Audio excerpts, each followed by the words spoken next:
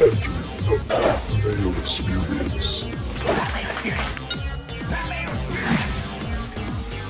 That Mayo Experience. Experience. Welcome to the Pat Mayo Experience, presented by DraftKings. Week 2 picks against the spread, survivor selections, free money, teasers, super locks, and game-by-game previews. You out there, smash the like to the episode. Sub to Mayo Media Network and get in that draw for $500. We're giving that away on Friday's show with Tambo. So subscribe, download, rate, and review the Pat Mayo Experience audio podcast on Apple or Spotify. Leave a 5-star review, something you enjoy about the show, and boom, you are in that draw. If you've previously done it outside of like the last week, do it again.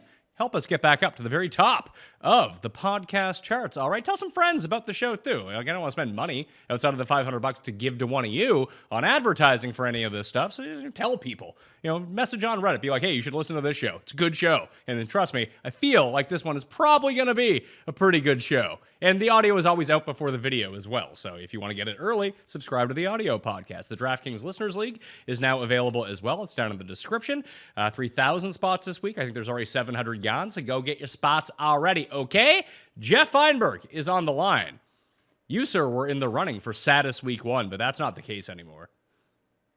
Yeah, no, there were, I'd say, a lot sadder week 1s. My week 1 was sad. People did sad things, Pat, but no one can live up to their reputation like we can.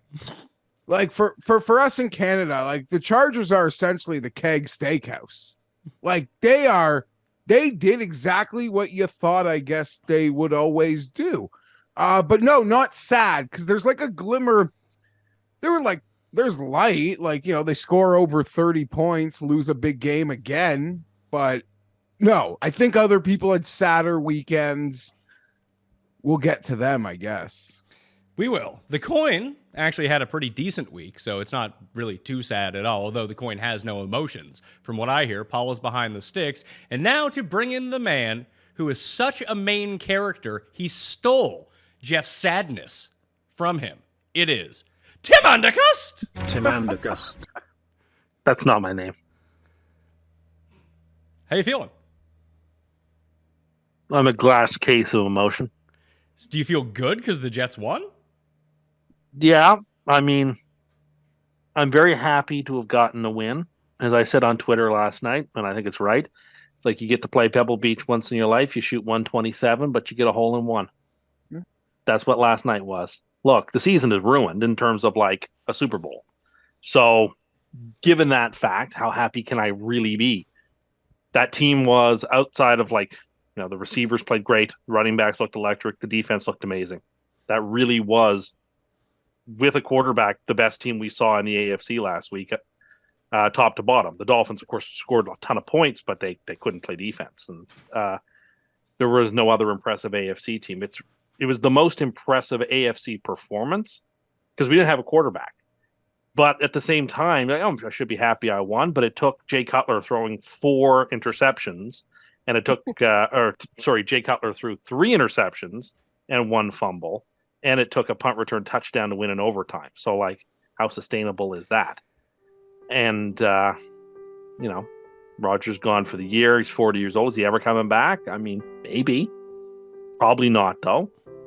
Guess we don't have to give away a first-round pick anymore. It's really sad. It hurts. It's like the 2008 Patriots all over again.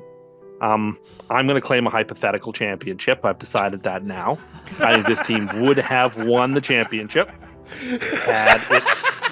had it been healthy. I think I saw enough last night to tell me that they would have won the Super Bowl. They were the class of the AFC. It was stolen from me. This is Aaron Hills, U.S. Open for Phil all over again. This is Hideki at the 2020 Players. I was right. But circumstances outside of my control have taken it away from us. So, I feel good about that I capped this season perfectly. Just the most disastrous thing happened to take it off the board in reality. Do you? But I'm glad we won. It was one of the greatest. Do you think that this is wins you'll ever see? Do you think this is retribution for hitting Wyndham Clark? Because many people mention that. I do not believe that. I don't believe that things work in that way. It's tough. I, in one sense, like, that your season is always hinging on one play at a time, no matter what team you cheer for. You always know that risk going in. You got a quarterback who's almost 40. That's a risk. It really hurts. Like it when you have hopes and everything you thought would happen with the team is exactly even better than you hoped for. But of course, the quarterback goes out for the year. It's devastating. And it took, a lot of bounces to have to go perfectly right last night to win. And unfortunately for us, we don't get to play Buffalo every week. We have to play real NFL teams. And that's a challenge. I don't know. Like, I feel good about week one on certain things. I was delighted to see, and I wish this was my original point, because I saw somebody make this point and it was great. So Denver spent all this money and brought in a new coach just to lose 17-16 again. Like, Denver's as bad as they ever were. The Patriots played the best they possibly could and lost. The Dolphins have no defense, and the Bills are just a very, very bad team. So I'm happy that the teams I don't like looked bad, but at the same sense, my year got ruined. You're giving credit to the Dolphins looking bad? Like, they're in the look bad column? Their defense was horrific. Yeah, but it's week one with the new coordinator. Supposed to be the greatest defensive coordinator signing, in the history of humankind. And but I don't think you can classify their week one as a bad week. You know what? I'm grieving. I can classify it however. Okay, fine. You're right. I won't fight you on that. It is Tim living his truth week. So you just let it all out. We're here for support. They won the game. We were happy. Thank you. We were happy that they won for you in overtime. That must have been exciting. I felt like for one of the few times in my life that people on Twitter or X were rooting for me. They're like, let's get them this win. It felt really satisfying to get that one W, because, like, with Zach Wilson at the helm, I don't see a whole lot of W's, to be perfectly frank. Not with a very tough schedule. So, like, we got one. We don't have to give up a first-round pick. God knows what parade of has-been quarterbacks we're going to be interviewing. It's going to be a horrific thing, but we have last night. We'll always have Paris. So let's talk about these other QBs and who you could possibly bring in. I know who you would like, and I don't know if it's possible to go get him, because I think that team may need him pretty soon after what we saw in week one from Desmond Ridder. So I don't know if Heineke is going to be on the table, but I think that's the right type of guy. Because I don't think the Jets, you kind of nailed it dead on. This defense looked amazing. And we talked on Sunday night. We talked a little bit about how the Browns just have the Bengals numbers. The Raiders have Denver's numbers. The Jets defense has Josh Allen's number. Like, it's been, 4 straight games now where he's just been putrid against the Jets. So I'm curious to see what happens with Buffalo moving forward and how Josh Allen looks when he's not playing this defense. But you have all the pieces in place. Having Aaron Rodgers, even if it was not an MVP or vintage style Aaron Rodgers, can you find someone or trade for someone who's 80% of that right now? Because I think if you can, then you still have a chance. Like, what if it's Jameis? They went 500 last year with Wilson, who was statistically... Okay, sorry. They flirted with 500. I'll say that nicer. They flirted with 500 with 7 wins last year with Wilson, who was, I think, by certain metrics, like the worst starting quarterback ever. So they need to get someone who can get them to 17 points a game, and they might be okay. They might win 9 games. They let Mike White walk out of the building. Oh, there it is, right? This team is the, best. I said to you the pre-show, like, I've been here before. This is the 2009 Jets. This is the 2010 Jets. Fantastic running, good receivers, fantastic defense, no reliable quarterbacks. I'll give you a name you probably haven't even thought of, and it's not Phillip Rivers. Is it Kirk Cousins? No, it's not. We will complete the full circle of time on the show, and Kirk Cousins will become the Jets quarterback. It's probably not fair to even do it, but I believe the Jets should go after Nathan Rourke. I think he's amazing. Former BC Lion, Jacksonville Jaguar preseason star. Well, look, I'm on board for a Kurt Warner, Warren Moon, Doug Flutie situation. Fine. The only team in the history of football that had a devastating quarterback injury and bounced back was the 99 Rams. Like, I think the Jets have every bit the talent of the 99 Rams. They just don't have the quarterback to make that team go. Garrett Wilson made the nicest catch you've ever seen in MetLife Stadium. The nicest catch you've ever seen. Okay, we're not going to let you live your truth that much. That is absolutely It's true. false. No, it's not. It's not. It's true. Jeff, It is can you true. be the tie-breaking vote on this? Do you think Wilson's catch was nicer or Beckham's catch? It's not true, but I'm not fighting Tim on anything here. And again, I wanted to correct you. We kept talking about Josh Allen. I don't know who that is. His name is Jay Cutler. Oh, it's got so many Cutler. There are so many moments of Cutler vibes that we've joked about, but it's not funny anymore, I think. No, I still think it's kind of funny. It still amuses me. That team is cooked. My team's cooked too. But, So the then- AFC East went from people saying, oh, this is the strongest division, and this is going to be so competitive. No, it's not. Like, the Patriots are bad. The Jets have no quarterback. The Bills are bad, and the Dolphins only have half a team. Like, yeah, someone have to make the playoffs, but none of these teams are any good now. Who would be the quarterback then? Like, if Zach Wilson gives you no life, I don't think None. There has to be someone out there. Like, I think Jameis is a decent fit. Why not? Why not Jameis? Sure, I would rather. Well, because he throws every game away, but so does Zach. But so. whatever. Like, you Tannehill? know it's not Zach Wilson. So just anyone else seems like a better option. What about Tannehill? I would take Tannehill. Sure. The Titans want to give him up. I mean, I'll go for anybody who was in a training camp. I think Cousins. I'll take my chances I think with him. Cousins is realistic here, and it obviously depends on how the Vikings do. But they just lost to Tampa.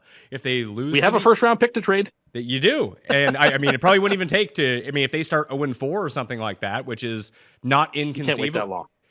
I think that you can't can. wait that long. I absolutely think Not that with you this can. schedule. Not with this schedule. Yeah, but your You have- guys' schedule is hard anyway at the beginning. Like, you probably were gonna go 2-3, 3-2 to start the year anyway. Now you bank to win against the Bills. You can pick up another one somewhere along the way, or hell, even start 1-3 and then bring in a real quarterback. Then you have like the cupcake schedule to end the year and make a comeback when the quarterback gets integrated in, and then boom, you're back in business. I Maybe guess- Arizona will trade you Dobbs. Dobbs is better than Zach Wilson. Yeah, I know. Zach looked bad last night. Like, he did not even look good. He threw that one interception that you just like, who are you throwing that to? It was like the one that Deshaun threw on Sunday. It's like, in what world was that a pass? But at least when we watched that one back, it was tipped from Deshaun. It just it took, the Plinko chips all falling in the same slot 4 straight times for the Jets to win last night. It took a witting accomplice in a completely lifeless, soft as marshmallow Bills team to make that happen. But, as Geoff said, and I agree with him, that was perhaps one of the greatest it was one of the greatest regular season wins ever.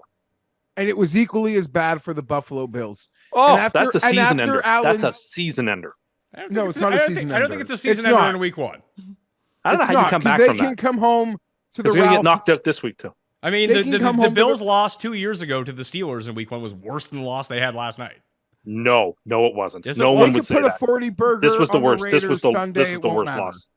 This is the worst loss the Bills have had in the regular season since 2004, when the 4th stringers for the Steelers knocked them out of the playoffs. Is a really bad loss for Buffalo, and almost in the sense that when Allen threw his first pick, trying to be a hero, literally said to the guys I'm with, like, he is now, because Aaron Rodgers is out, they are no longer playing Patrick Mahomes tonight. They no longer need to score 25, 30 points. They need to just win the game they're in. And he's choosing to not realize that. Like, you've just got to win the game you're in. And sometimes it doesn't require what it takes to beat a different team that can put up all those points. A team that isn't shell-shocked. But he It's just just- kept it's all- making that crowd and team alive. It's just been stolen from me. That's all. Just a whole year has been stolen from me. Well, this means that you never. sucks. This means you get the devastation out of the way early, and then when you were going to be wrong anyway, then it never actually has to happen. You can claim, like Well, you said, you're going to the only claim thing I- victory anyway. Oh, I'm already claiming a hypothetical Super Bowl championship. This team was the best team in the AFC. I don't think there's any. I think there's much dispute about it through 1 week. Not much dispute about it at all. How does Paul feel about his team? Paul, how are you feeling about the Bills? I'm really I think all of you guys are overreacting. I'm- Was it horrible? Was Josh Allen terrible? Yeah, he was very, very, very bad. It's week 1. I mean, losing to Zach Wilson was definitely embarrassing. They were like minus 1,000 favorites as they went to half. But you know, that crowd in New York was rocking. Tough spot, played really horrible, but like there's 16 games left. Calm down. It's like are we saying like, for instance, like Burrow? Burrow scored 3 points against the Browns this week. Like, are people freaking out? Is he completely washed? Is he cooked? The books aren't giving up on him. He's a 3-point favorite. Bills are almost 10 or like 9.5-point favorites. Yeah, no. Hold on. I don't think. I mean, at least I said they'll could score 40 versus the Raiders in their home opener this week. But I don't think that takes away from the fact that's a bad, embarrassing loss. And it's not the same as like Joe Burrow in the sense that like your opponent was shell-shocked and you couldn't punch him in the mouth. Like, I don't know. It just seemed like a total giveaway night. I agree, a tough spot. But once what happens, I don't know, a great win for the Bills. I'll agree. Well, we can give all the credit. I mean, we can give all the credit to the Jets. I don't need to shit on the Bills. Well, but the difference between the two, it is funny, kind of what Paul is saying here is, though, that like the Bills basically beat themselves on Monday night because there was a Monday night game, Tim, I want to say 4 or 5 years ago. It was Jets Browns on Monday night. And at some point, the Browns realized that the Jets couldn't move the ball more than 2 yards on any drive. And they were like punting from the Jets 40. They were like, we're just going to give you the ball back and you're not going to do anything. And it was the perfect strategy. The Jets couldn't move the ball. I think they had like 13 points and the Browns were like, this is going to be good enough. Let's just sit on this lead. That's all the Bills had to do. And they actively threw themselves out of the game. What is funny, what Paul brings up though, Geoff, is like the Bengals sucked. Like they didn't throw the game away. They just were bad. They were never in the game. Yeah, no, I totally agree. They sucked from start to go. It looked horrible. Like, yes, Joe Burrow, Josh Allen played to his floor, but there were also moments where it's like, yeah, that's Allen. And then like, shit, the worst of him came out. You didn't see one like ceiling moment from Joe Burrow. It was very concerning. So I agree. And to also piggyback and put Aaron Paul's point, you watch football at 1:00 on Sunday. The offenses all looked horrible to the point where I looked like the people I was with. I was like, shoot, like I really wanted to see the Chargers come out of the wagon this week on offense, but looks like everyone is just struggling. All these new coordinators, no one's getting off the mat. So that was a problem for most teams around the league. It seemed very sloppy, but again, it's just a really embarrassing loss for Buffalo. And it sort of brought up vibes of that Skylar Thompson game where they were somewhat lucky to win.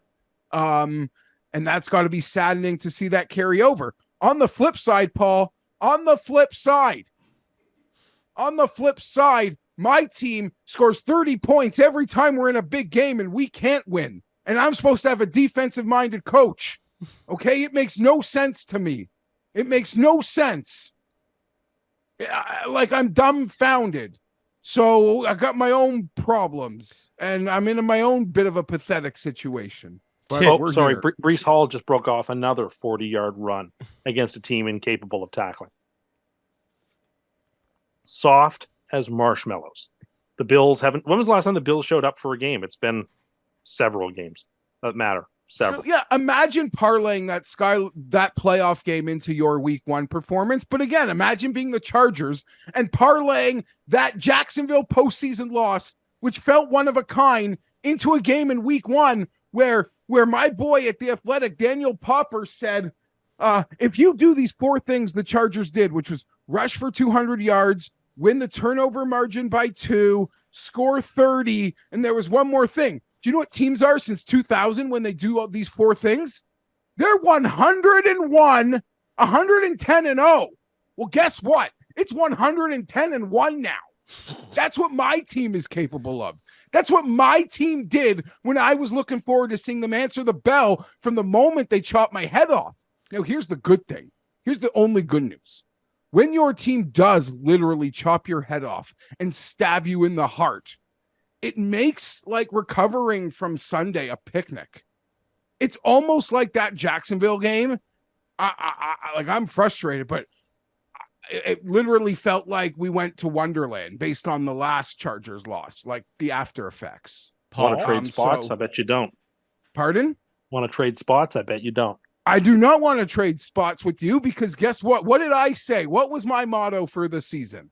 Fun and sadness. What was exactly that Charger game? Fun and sadness. I mean, through 1 week, it's pretty clear that all three of the teams we cheer for on this show are all profoundly flawed.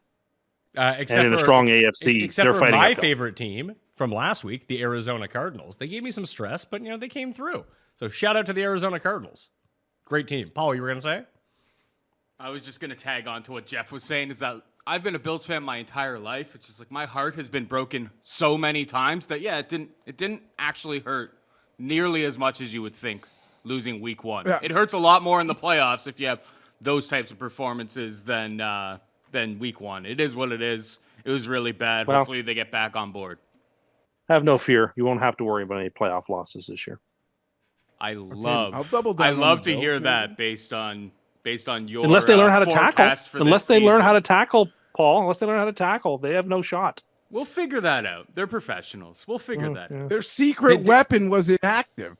Well, they should hire Cust, who can tackle Look at Derrick the Henry. joy on your face. Look at the joy on your face when you say that, Jeffrey. You should be ashamed of yourself.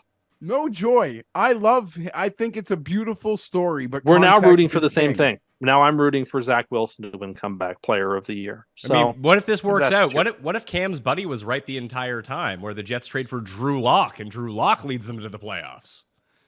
I'll take anything. Well, I was supposed to break the longest anything? log jam Anything? and- Hold on. Anything? Who is of the quarterbacks on this list? You got Foles, Jameis, Colt McCoy, Cooper Rush, Carson Wentz, Bridgewater, Heineke, Keenum, Mariota-san, Davis Mills. Out of all of those quarterbacks, let's throw Zach Wilson out. Let's say the Jets bring in a new quarterback to be their starter. Which one don't you want it to be? Of all those names, like the only one I didn't really want was I heard some people were throwing Joe Flacco's name around. It's like, no, I can't do that again. It wasn't even a name. It wasn't even a name that I said. Yes. So give me a real name. I know. I was waiting for that name. Of all those names, I guess I'd be least excited for Bridgewater because I think we saw last year in the Dolphins games when they needed him that he was just done for. He had nothing in the tank. So Carson Wentz, new Jet starter. I wouldn't be excited for Carson Wentz, but if you're telling me Carson Wentz is going to play worse than Zach Wilson, I'd tell you probably not. It'll all end horribly, but then 2 seasons ago, Carson Wentz led a team to like 10 wins. So This did happen. it could go worse. What's It could go worse. And Washington only went 8-8 last year. Like anyway, you could do worse. Let's recap last week in terms of our results, because no one was below 500, which is nice. Geoff and I were 9-7. Cust, you won the coin. We're 8-8. We all advanced in Survivor. Don't ask me about the fucking Survivor pool because it's a fucking shit show. Yeah, so don't even worry about that. Play in the League Safe week 2. One that's down in the description right now. Download the League Safe app. It's free to play. $400 to the winners. Just a pick 'em game. You make 10 picks. Easy stuff. You want to build a bankroll? That's the way to do it. SUPERLOCKS, we're all 1-0. Green Bay came through for both of you. Arizona held on to cover the 7 points, which is really nice. And Minnesota broke up Cust's 6.5 point teaser. So he's 0-1 on the year for free money. 21-121 in his career. But Geoff, I don't know if you watched the Sunday Night Show or if you, the viewers, watched the Sunday Night Show out there. However, Tim got himself an air fryer, at least on the show. We're going to be having a cooking segment every single Sunday night live on the show before Sunday Night Football. So if you missed it, here it is. How long does it usually take you to make matzo sticks, pal? Whatever it says on the box for the oven. No, you microwave, don't lie. I have in the past, but that's, I have. Microwave. no, you never. No. Oh, don't put them in the microwave. Ugh. I've eaten them frozen once before. You've eaten them frozen No, before? wait, what? Once. Sorry, I did it once. How did that go? It How was, did you not break your teeth? Well, it was during a power outage. And You had to have matzo sticks and And you I ate was- them frozen? I was hungry, and like the fridge had been off for a few hours, so like I ate the frozen matzo sticks. I only did it once. They weren't that great. They were like, not suck that. on 'em They like were a not popsicle? that great. They weren't that great. I didn't do it again, but I've done it. Ugh. Sorry. Real low rent, bud. Oh man, that I'm not might, proud of it. That might like sweep the Custies. Oh, please. Oh, he was already anticipating sad. You're really high in those matzo sticks. They smell really They good. smell. They I'll do say smell that. really good. The studio is just. You guys could have, got yourself a little bit of marinara. I don't you. really care for marinara that much. There you go. You guys do a weird thing out here with matzo Don't air sticks. sauce would be the way to go People with it. do the. Don't air sauce. People do sour cream like at They're bars probably here. hot. I They just find came out of the that air fryer. Oh yeah, really or weird. sour cream would be. That's a like if you legit order it here in Nova Scotia, sour cream is like standard. It's weird. Really? Yeah, It it's is. very It is the strange. standard dip. My God, this is hot. It just finished. What do you think it was going to come out cold? I don't know. He's used to them being ice all right, cold. all right. You just behave yourself now. You behave yourself. How long does it usually take you to make matzo sticks, pal? Whatever it says on the box for the oven. No, you microwave, don't lie. I have in the past, but that's, Oh, I have. Microwave. Nope, you never. Oh, don't put them in the microwave. Ugh. I've eaten them frozen once before. You've eaten them frozen No, before? wait, what? Once. Sorry, I did it once. How did that go? It How was, did you not break your teeth? Well, it was during a power outage. And You had to have matzo sticks, and and you I ate was- them frozen? I was hungry, and like the fridge had been off for a few hours, so like I ate the frozen matzo sticks. I only did it once. They weren't that great.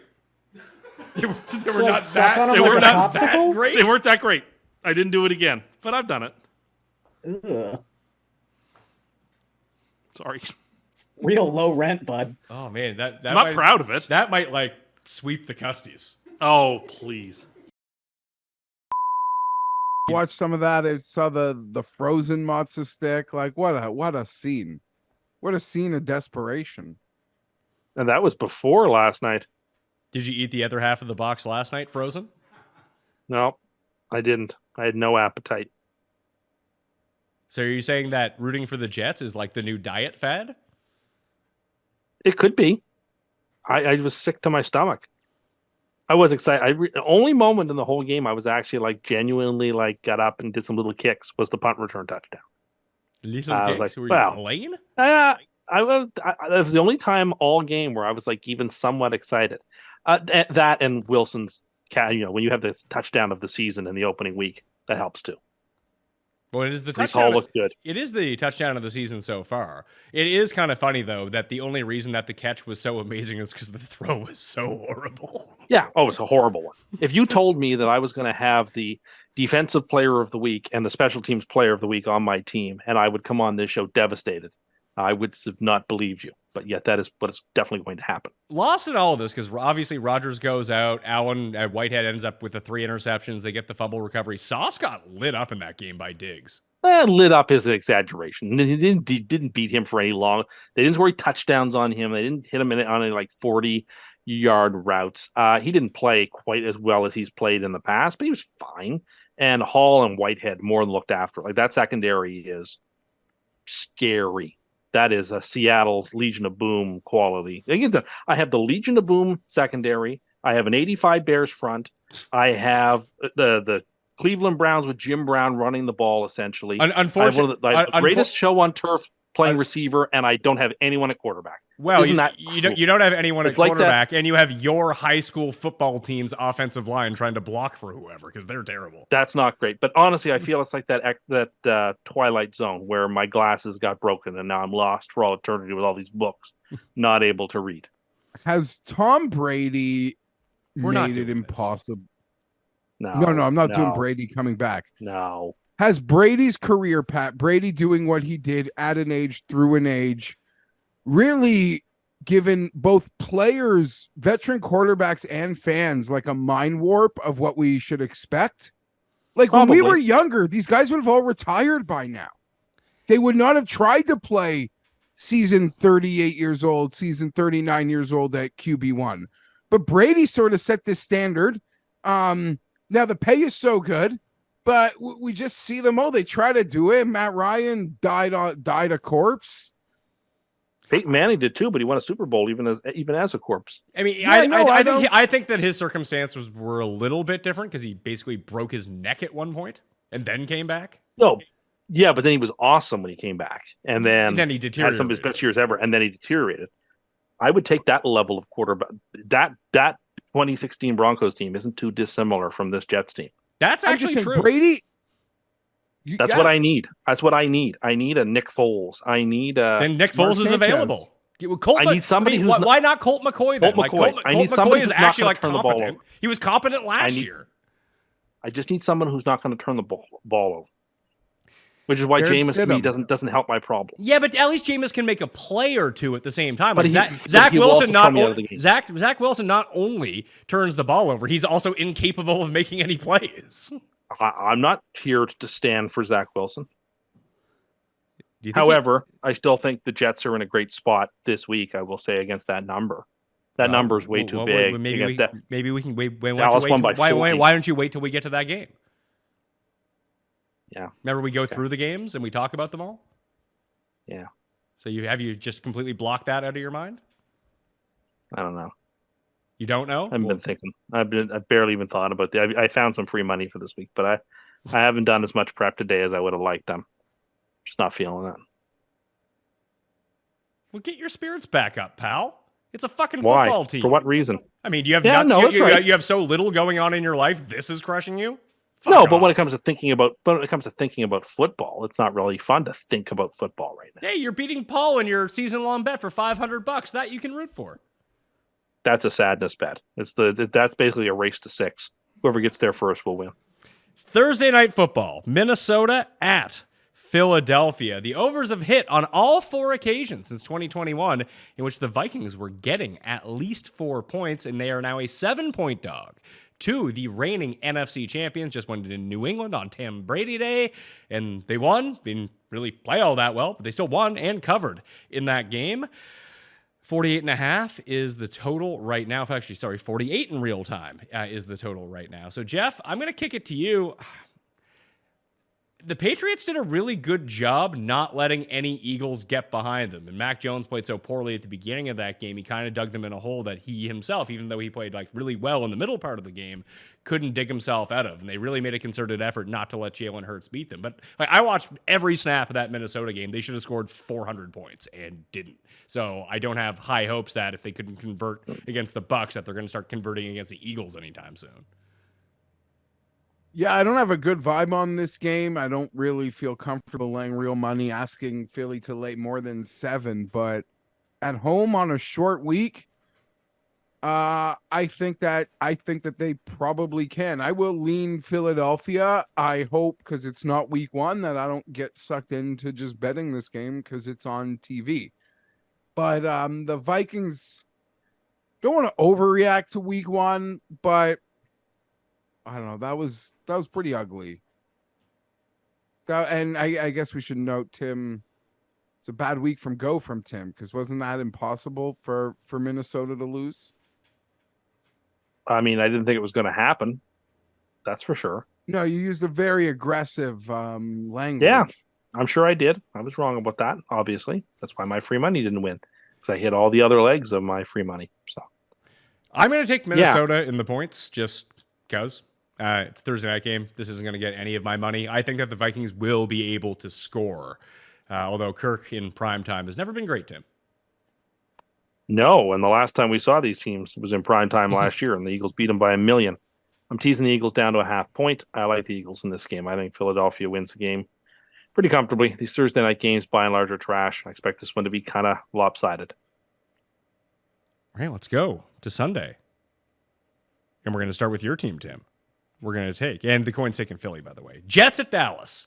This is now ballooned up to 9.5 for Dallas. 40 is the over-under. You were already trying to talk about this game, Tim, and how that's too many points. So let's hear if it's too many points.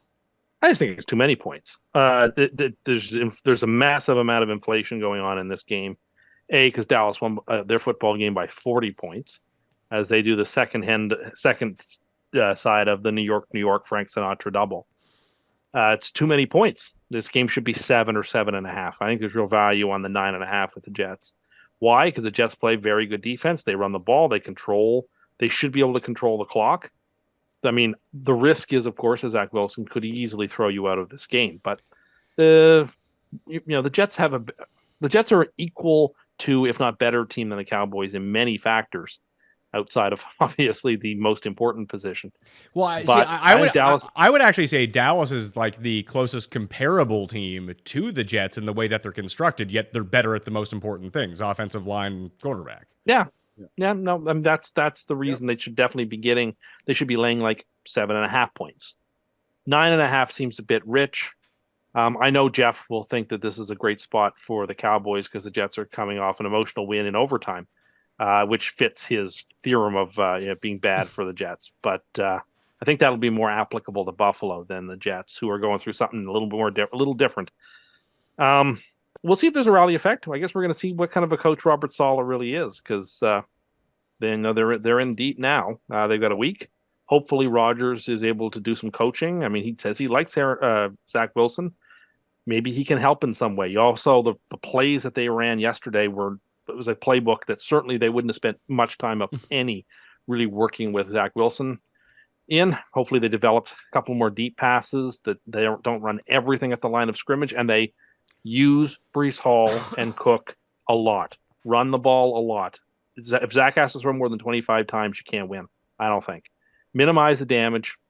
I think it's going to be like a 24-17 type game for Dallas. I think the Jets will cover. If the Jets, they're going to need a defensive score to get to 17 points, Geoff, it feels like to me. And even to kind of counter the rushing point, let's see if this holds up for the 2023 season. But in their past 10 games against top 10 rushing offenses, Geoff, the Cowboys are 8-2 ATS. And the way I just look at this game, the Jets defense can more than keep them close in this game potentially and shut down this Dallas offense. That I have no doubt about. But the Jets offensive line might be worse than the Giants offensive line, and we just saw how that went. Yeah, this game can get out of hand. Mm-hmm. Like you could like the Jets this week. You can't like even think about putting them on a teaser because that could get blown up so quickly. Micah Parsons himself can do it. And yeah, Pat makes the fair points to piggyback on Tim's points as to why this might be high, but I am not picking the Jets. I am more confident in, say, Dallas wrecking the spread in their advantage than I do the Jets and Zach Wilson getting, say, a backdoor cover in this game. I see like the pick six turnover going the other way for Dallas. This is early, and this game does check into a lot of narratives I do like to play throughout the season, so it's tough in week 2. Tim mentioned specifically the emotional overtime win. That almost feels like such an easy fade. But my probably all-time favorite NFL betting trend, and I'm not the backup quarterback guy that our friend Cam is, but you guys know, like if I think your team is good, I want to bet on you the first game with the backup starting. But this one just feels different. I do believe the Jets are a good team, but this just feels different. Maybe they'll rally around each other this week, but I don't know. It kind of feels like that's what happened last night. Dallas, big lead. Dallas, popular suicide play, maybe? I would have to think so. They're on my short list for consideration. I'm taking Dallas minus 9.5 as well. I don't see how the Jets get to 10 points if they don't get a defensive or special team score. I just don't see how they get to double digits against Dallas's D. So, go with Dallas. Seattle and Detroit. Rematch of a game that won me a lot of money last year. 5.5 is the spread right now for the Lions, favored at home. Coming off the big opening night win, they have the extra rest. And the Seahawks were abysmal in the second half against the Rams. I think they gained 47 total yards. And now they've lost both of their offensive tackles. They're trying to sign 41-year-old Jason Peters at the moment. The Lions were a good momentum team last year. They were 7-1 against the spread, coming off of a win last season. I didn't think they looked all that great in week 1. In fact, they really should have lost to Kansas City. Even if Kansas City had continued to drop every pass that they dropped, and Tony didn't just tip up the ball for a pick 6 on one of them, they still would have won the game, and Kansas City still would have covered that game. I do like the Lions in this spot. I think the Lions rout the Seahawks here, Tim. Yeah, I feel very confident that Seattle is going to be one of Cam's 3 picks, though. This is a classic. The world is going to be against Seattle. Detroit's going to be an extraordinarily public side this week. It might be the squarest play on the board. The more and more I look at it, and for that reason, I'm going to take Seattle. I think they're going to cover. I think it's going to be like a 3-point game. I picked the Lions to go away with the Super Bowl. I think this Lions team is very talented.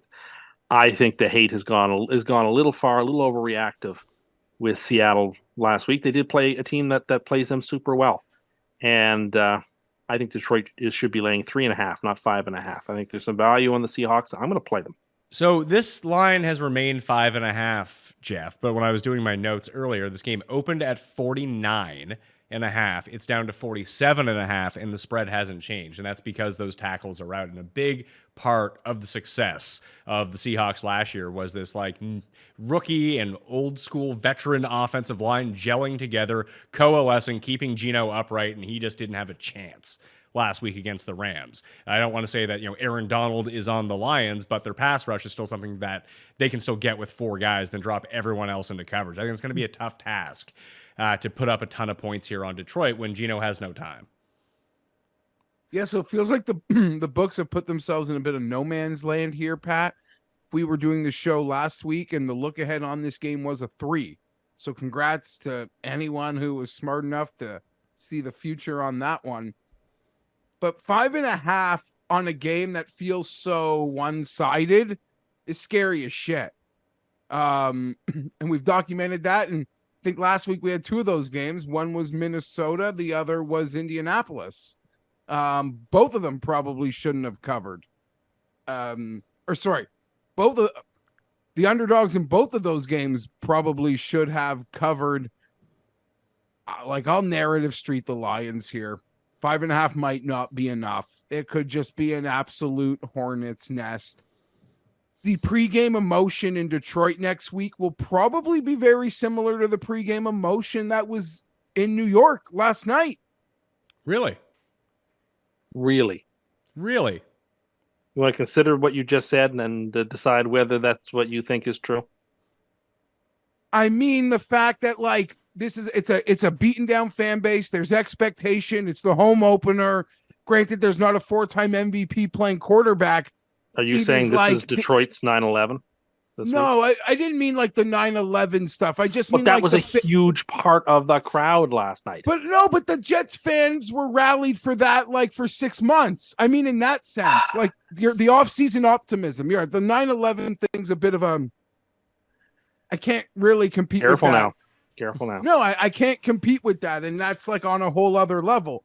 But I just mean in the expectation and hype and excitement for the season. I feel like it's right there. It is right there on that note. Yeah, and it was just I thought the Jets would be a hornet's net last night. Ended up winning. Okay, Not how I thought they would. So hornet's nest, you're taking Detroit? Yeah. Okay. I don't trust Seattle for shit. Oh, 10 o'clock, Seattle to Detroit for a week 2 game. Okay. So you and I are both taking Detroit. The Coin and Cust are taking Seattle. Chargers and Les Titans are up next. The Chargers are 3-point favorites on the road. 46 is the over-under. We watched a ton of that Titans-Saints game, Tim. Is the Titans defense good or is the Saints offense bad? I think the Titans defense is pretty good. I think the Saints offense have some pieces. I mean, that takes time to gel. I thought the Titans defense acquitted themselves quite well. They kept them in the game because the offense was horrific. And that's a problem in this game. I mean, I understand that, the monorail guy is not nearly as good at his job as he sold himself to be. But the Chargers only need to get to 25 points. I'd like to know where Khalil Mack was on Sunday. How much money are you paying to that guy to basically no-show? That was a real disappointment. I expect him to do something on Sunday. What was he doing? A lot of guys no-showed. Khalil wouldn't even be on the bottom half of it. Yeah, but how much are you paying him to do nothing? How many sacks did he have? The quarterback hits. We didn't have any sacks, period. We pay a lot of guys a lot of money. They did not do anything. And Like, how dare you? I need you to win one game for me, and you can't even do this. dude, I was in a pretzel from the moment that game started. I spoke all summer. You tried to tell me that was a freebie. I told you to shut up. You're an It should have idiot. been. If you knew how to line up From offside. the moment that fucking draw came out, I said Mike McDaniel week 1 is a bad draw. And after experiencing it, I wouldn't wish that on anybody. Now that's not an excuse, but we were just out. I mean, my coach is a goddamn loser.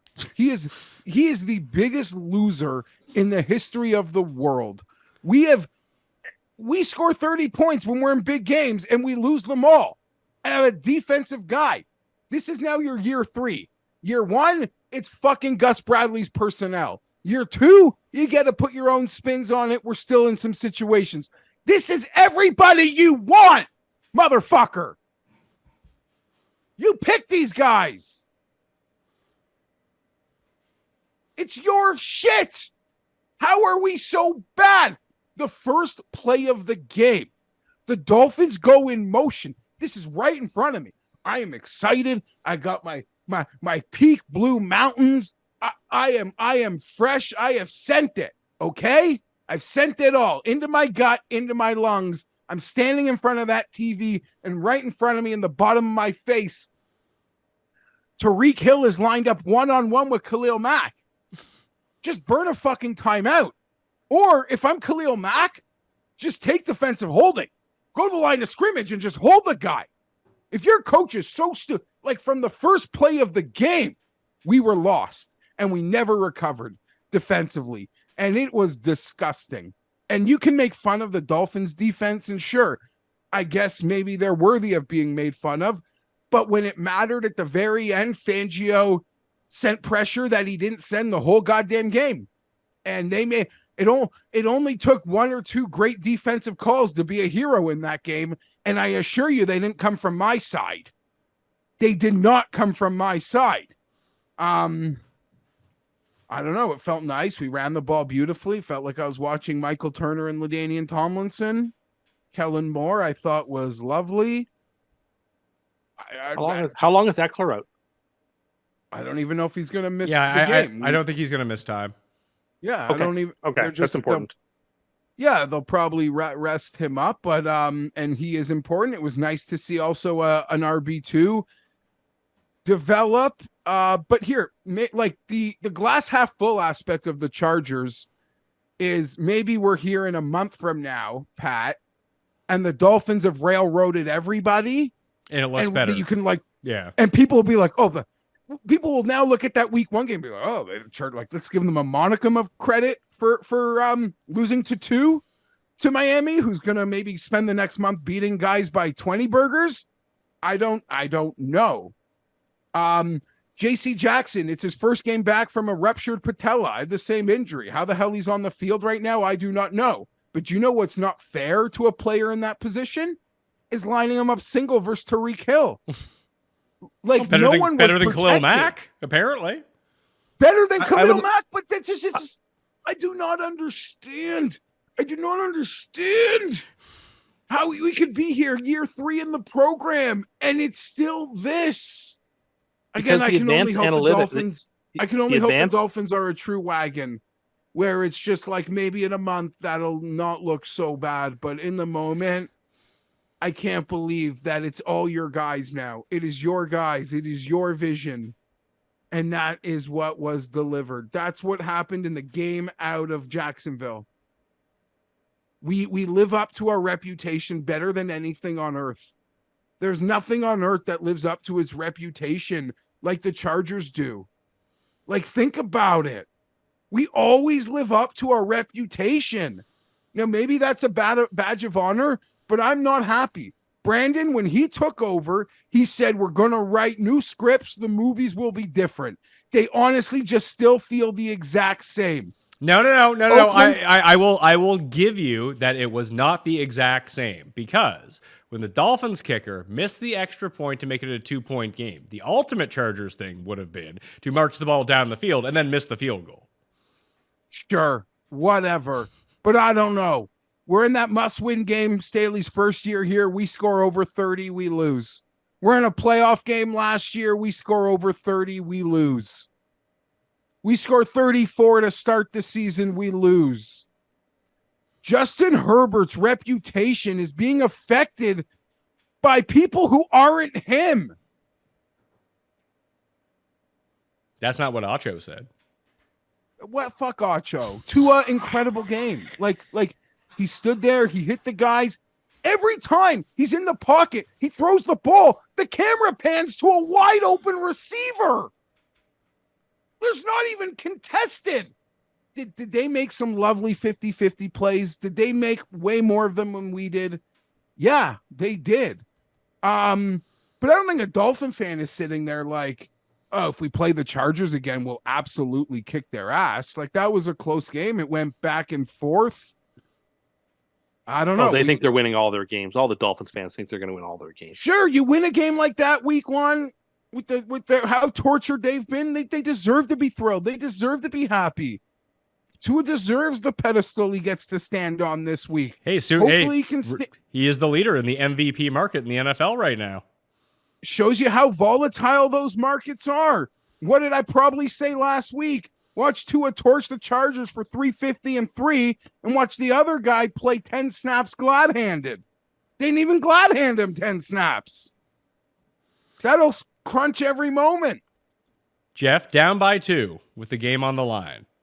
Grounding, sack, short pass, sack, game over, fins up. Emmanuel Acho. And that means Tua is better. I mean, just like Herbert was better when the Chargers won a year ago. Like, the head-to-head battles are the definitive who will have better career. You can't debate it, right? Clearly. No, I mean, you mentioned that last drive, Pat. I said it already. My buddy didn't see any of the game. He watched that end, and he's a Titans fan, and he's like, oh, your offensive line sucks. We're going to maybe have a chance next week. And I was like, whoa, stop the clock. Herbert actually didn't take a sack the whole game. But on that last possession, Fangio threw changeups, and we were not ready. We were not prepared for the changeup. And like, it was a game that 1 or 2 defensive calls was going to win, and obviously they did it. So I am actually excited about the Chargers offensive line. I thought it's almost could be as good as it's ever been. Herbert always struggled versus Fangio, even in those Denver games a few years ago. I'm happy I don't have to play them again. And if I do, it's in the playoffs. But we don't have the pieces to defend them. I don't know that many teams do. Tim said, can the Titans get to the number? Because the Chargers have been pretty good at getting to their number. But you don't want to trust us. The betting markets, like us as favorites, Herbert laying points, it's just not been a good recipe. And I don't know if it's an indictment on the quarterback who can put 30 on the board. But but he'll wear the label of it. So do you trust us to go on the road and cover a number in someone else's home opener? I don't know. So their offensive line is horrible, though. Every time you put that game on, Tannehill was on his ass, but the Chargers couldn't touch to us. So what the fuck are we good for? So you're taking the Titans? Oh, I got heartburn. No, I'm going to lay the points. I'll take Tennessee in this game. Tim, the unders over the past 2 seasons, this is kind of crazy. Unders are 14-4 when Tennessee plays at home. So if the game is going to go under of 46, just taking it's not obviously going to go under 46 automatically, but if that's the trend line that we're looking at, and we think that Tennessee's defense might be all right, it's probably going to be a 3-point game. So if it's going to be a 3-point game, I'll take the team getting the 3 points. Seems reasonable, but I'm still taking the Chargers. Chargers. Okay. Baltimore and Cincinnati. Cincinnati favored by 3 at home. It was 3.5. It's down to 3. I mean, it opened at like 2 or something like that. 46.5 is the over-under right now. I mean, the Bengals couldn't have been worse in week 1. In what we had kind of pointed out Sunday night, Tim, is just a bad matchup against the Browns. Everyone in the world besides me saw it because I'm an idiot. But, people are pretty used to that by now. Losing money on Joe Burrow. You eventually start betting on Joe Burrow over and over. Eventually you win money. So maybe that's the route that I need to take. But I was just thoroughly unimpressed by the Ravens. Like they still covered, but they covered the 10 points. They beat the shit out of Houston. They looked bad. Yeah, Lamar looked sloppy. I'm with you. This is a total play against the Ravens rather than a play on the Bengals. The Bengals also, though, do tend to play Baltimore pretty good. We saw it last year in the playoffs. They got it done too. I'm taking. But they got Bengals. it. They got it done. But remember, the Ravens limped into the playoffs. And they had Tyler Huntley as their quarterback. Yeah, you're right. But it was a tight game, and the Bengals prevailed, and they didn't have their best stuff that day. I like Cincinnati here. I like Cincinnati as well. The coin likes Cincinnati, Jeff. Baltimore for you? I gotta trust Cincy and Cincy to get off the mat. I am high on Baltimore for what their season could be, but Lamar looked horrible. Not overrating it, but I got more confidence the Bengals off a loss. Just figure something out. I'm blindly taking the Bengals. Okay, round of Bengals. So it's just like when you see it on the Sunday morning shows, when the panel all agrees on one side, bet the other side, and you might turn out to be pretty good. Joe Burrow feels like one of those quarterbacks, Pat. I mean, I could load up the numbers, but he feels like, remember, we'd have these like insane Brady stats off a loss, like Mahomes stats off a loss, Rodgers. Like, it just feels like maybe you just do that blindly, right? I mean, that's where my head is at. Yeah. I mean, you trust him to be good, and when he sucks, you just assume he doesn't suck 2 games in a row. We'll see if that's the case for this game, though. I know what side Tim's going to be on, but I'm curious to hear yours, Jeff. Vegas is traveling across the country to take on a short week Buffalo Bills at Orchard Park, if it's still called that. Spread is 8.5 in this game. 46.5, sorry, is the over-under at DraftKings Sportsbook right now. I'm just going to say it. I like the Bills in a rout here. Bills, dude. I was going to say, yeah, give me the Bills. I might also be taking the Bills minus 13 on an alt line. I think things get out of hand at a week 1 on the Ralph. Cross-country trip for the Raiders. Great win last week. This is actually one of the easier ones to call for me. I really like Buffalo, and I'll be making an alternate line bet.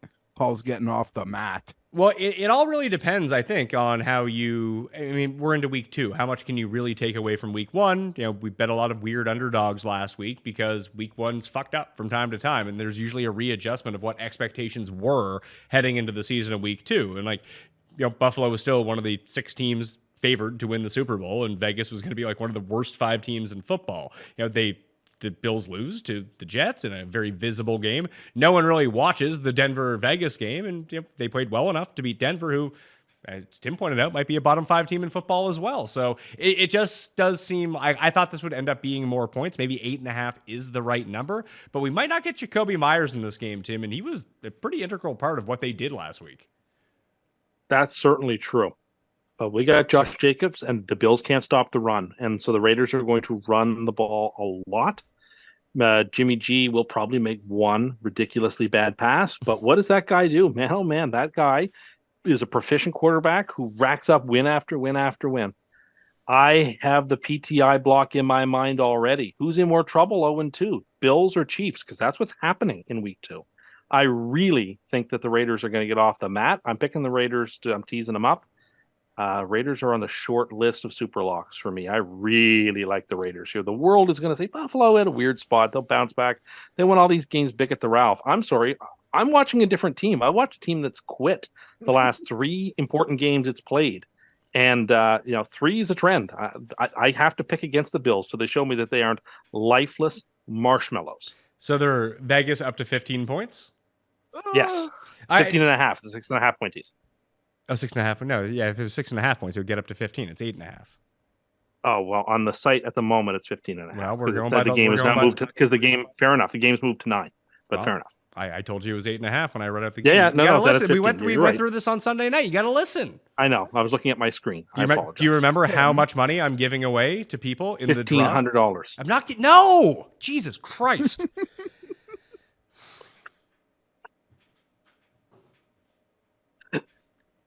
$500. There you go. Now, for every 100 reviews, I will add new reviews. I'll add $500 to that. That was the part that I think you missed, and you just screamed out $1,500. That's coming out of your paycheck, pal. Sure.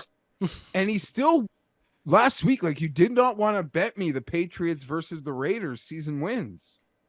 Now he has them No. upsetting the Bills in week 2. When we get to Yeah. it, I know the Giants were awful in week 1, but a crossroads moment from, the end of not last year, the year before, Geoff. How much do you think Buffalo's going to regret not making Brian Daboll the head coach? And I know that they couldn't do it, but imagine, because the offense hasn't been the same since he left. Dude, that's my PST. PST, is it? Like, That's your I PST? mean, you wrote your friends in Chargers front office August? recommending Daboll. yeah, I have it here. December 29th, 2020. This is a personal DM to John Spanos. We've already established, we've exchanged DMs before, but and we've responded. December 29, 2020. It's in the best long-term interest of the Chargers football team to replace Mr. Lynn. Well, he seems like a wonderful man. There's no way he's the best man for the job. Let's strive to be great, and I offer my recommendation of Brian Daboll. We have hope, John. Don't take my hope away by keeping Mr. Lynn around. You promised me to my face you would take care of me. Taking away my hope would be considered a breach of that promise. Hope you have a beautiful, healthy new year. All the best to you and those important to you in 2021 and beyond. I could eat a pack of raw hot dogs live on the show for a month and still wouldn't get half the amount of votes Geoff is going to get this year. That's from 2 years ago. No, You have to understand this. You're friends with the owner. You're not going to give your opinion. I don't give my opinion often, and I've never given it before or after. But I felt I needed to give my opinion at that moment. They only took half of it. So friends fired with the the coach. owner is what we're calling ourselves now? Relationship with the owner. Yeah, no, listen. Hey, listen, we'll hang out again. you think you're hanging out with the Spanoses and some sort of luxury yacht, and Tim's out here eating frozen mozzarella sticks. I mean, it's quite the balance. No, me and we're gonna meet it. We're gonna meet up again this summer in Canton when Antonio's inducted. It's not like these replies. You don't know who I am, but I know who you are. It's not like, no, what do you mean? These messages get replied. Thanks, Geoff. Appreciate the note and your support of the Bolts. That sounds Best boilerplate. friends. When his grandfather, I don't think we're best friends, but I have access. I have a Just link. very I have a close line. friends. I have a line. You have a bat That's phone. all. You have a bat phone. You I have a bat. phone to the I have a Chargers. bat. I have a bat phone. He could unfollow me and take away that bat phone at any moment. Kansas City and Jacksonville. Jacksonville is a 3-point dog at home in this game to Kansas City. 51 is the over-under. It's not going to get my money, but I'm taking Kansas City to bounce back here because, like I said, I thought they should have won in week 1, and they played about as poorly as they're probably going to play all season long. Like, you can throw those passes again, even throw them up to 50-50 catch rates, and all of a sudden you're doing a whole lot better. I thought their defense was shockingly good, especially their pass rush. And they get Chris Jones back. I don't know what to say other than I just have a hunch that I think Jacksonville's going to win this game. Their home opener, too. They played well enough to dispatch from the Colts, who were frisky. Yeah, the Colts are still a bottom 5 team in football, though. We think so, but I don't know. Like I kind of thought the Jags would be a top 3 or 4 team in the AFC based on record and division. And so you're getting a full 3 points at home against a Chiefs team that didn't. We don't know whether Kelsey's going to play. Probably not. I just kind of like Jack. Probably not, right? I mean, I just kind of think the Jags are a good matchup here. I'm going to take them. Yes, Jeffrey. Okay, so I might be a fool, and that last scene might have indicated how big of a fool I might be. But here we are. But my best friend Tony Khan says we're going to win this game. No, who are the three best quarterbacks in the NFL? I like your mustache, Mr. Khan. Keep it up. Pat, as you rank the quarterbacks when we did a ranking show last month, who are the top 3? The top 3 quarterbacks in the league right now? Yeah, but Dylon, and Dylon, because they spit hot fire. Do people get that reference? I mean, if they're our age, yes. If they're not, probably no. But I looked at the demographics of the show, Tim. Although we do very poor numbers according to an email I got. You know, when you're averaging 150,000 downloads a show, you know, it's very bad out there for us.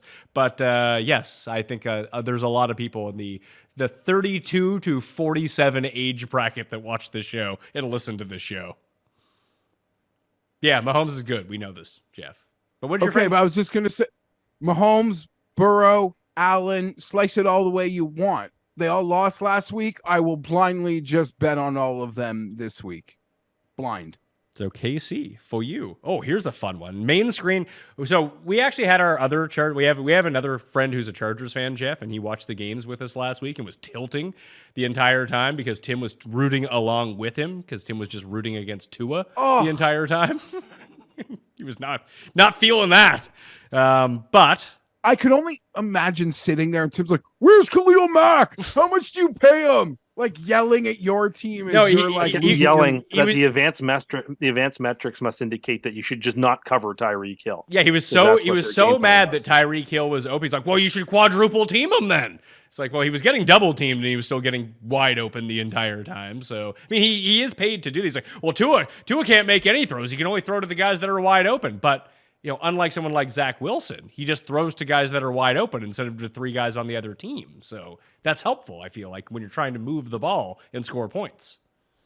Mm-hmm. It probably is very helpful. Not to beat a dead horse, I'm certain that the numbers will prove Kenneth Murray is the worst defensive starter in the entire NFL.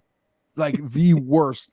I'd be curious to confirm that with the PFF numbers, but no one is worse on the starters in the entire league on defense. I mean, you can make that happen. All you have to do is get a job at PFF, and then you can do the charting for the Chargers games. Just give him a 0, and then he would be the worst. That's how that stuff works. I don't want to chart during the game. That's fair. Chicago at Tampa Bay. So our friend was complaining that I had Bucks Vikings on the main TV because I really wanted to watch that game because I had a lot of investment in that game DraftKings wise. And my Baker lineup stayed great, weirdly enough, because I was able to jam all the good players in with him. But now the Bucks are 3-point favorites at home, and 41.5 is the over/under here. And I don't know what to do. Like if this was Bucks, like I thought it was gonna be Bucks, like pick 'em, Bucks -1. I would have liked the Bucks. The Bucks to win by more than 3 points. I don't know, man. It just their offense was not good last week. Like the only time that it looked decent and it moved the chains is when they asked Baker to make like 3-yard passes. This could be my super lock.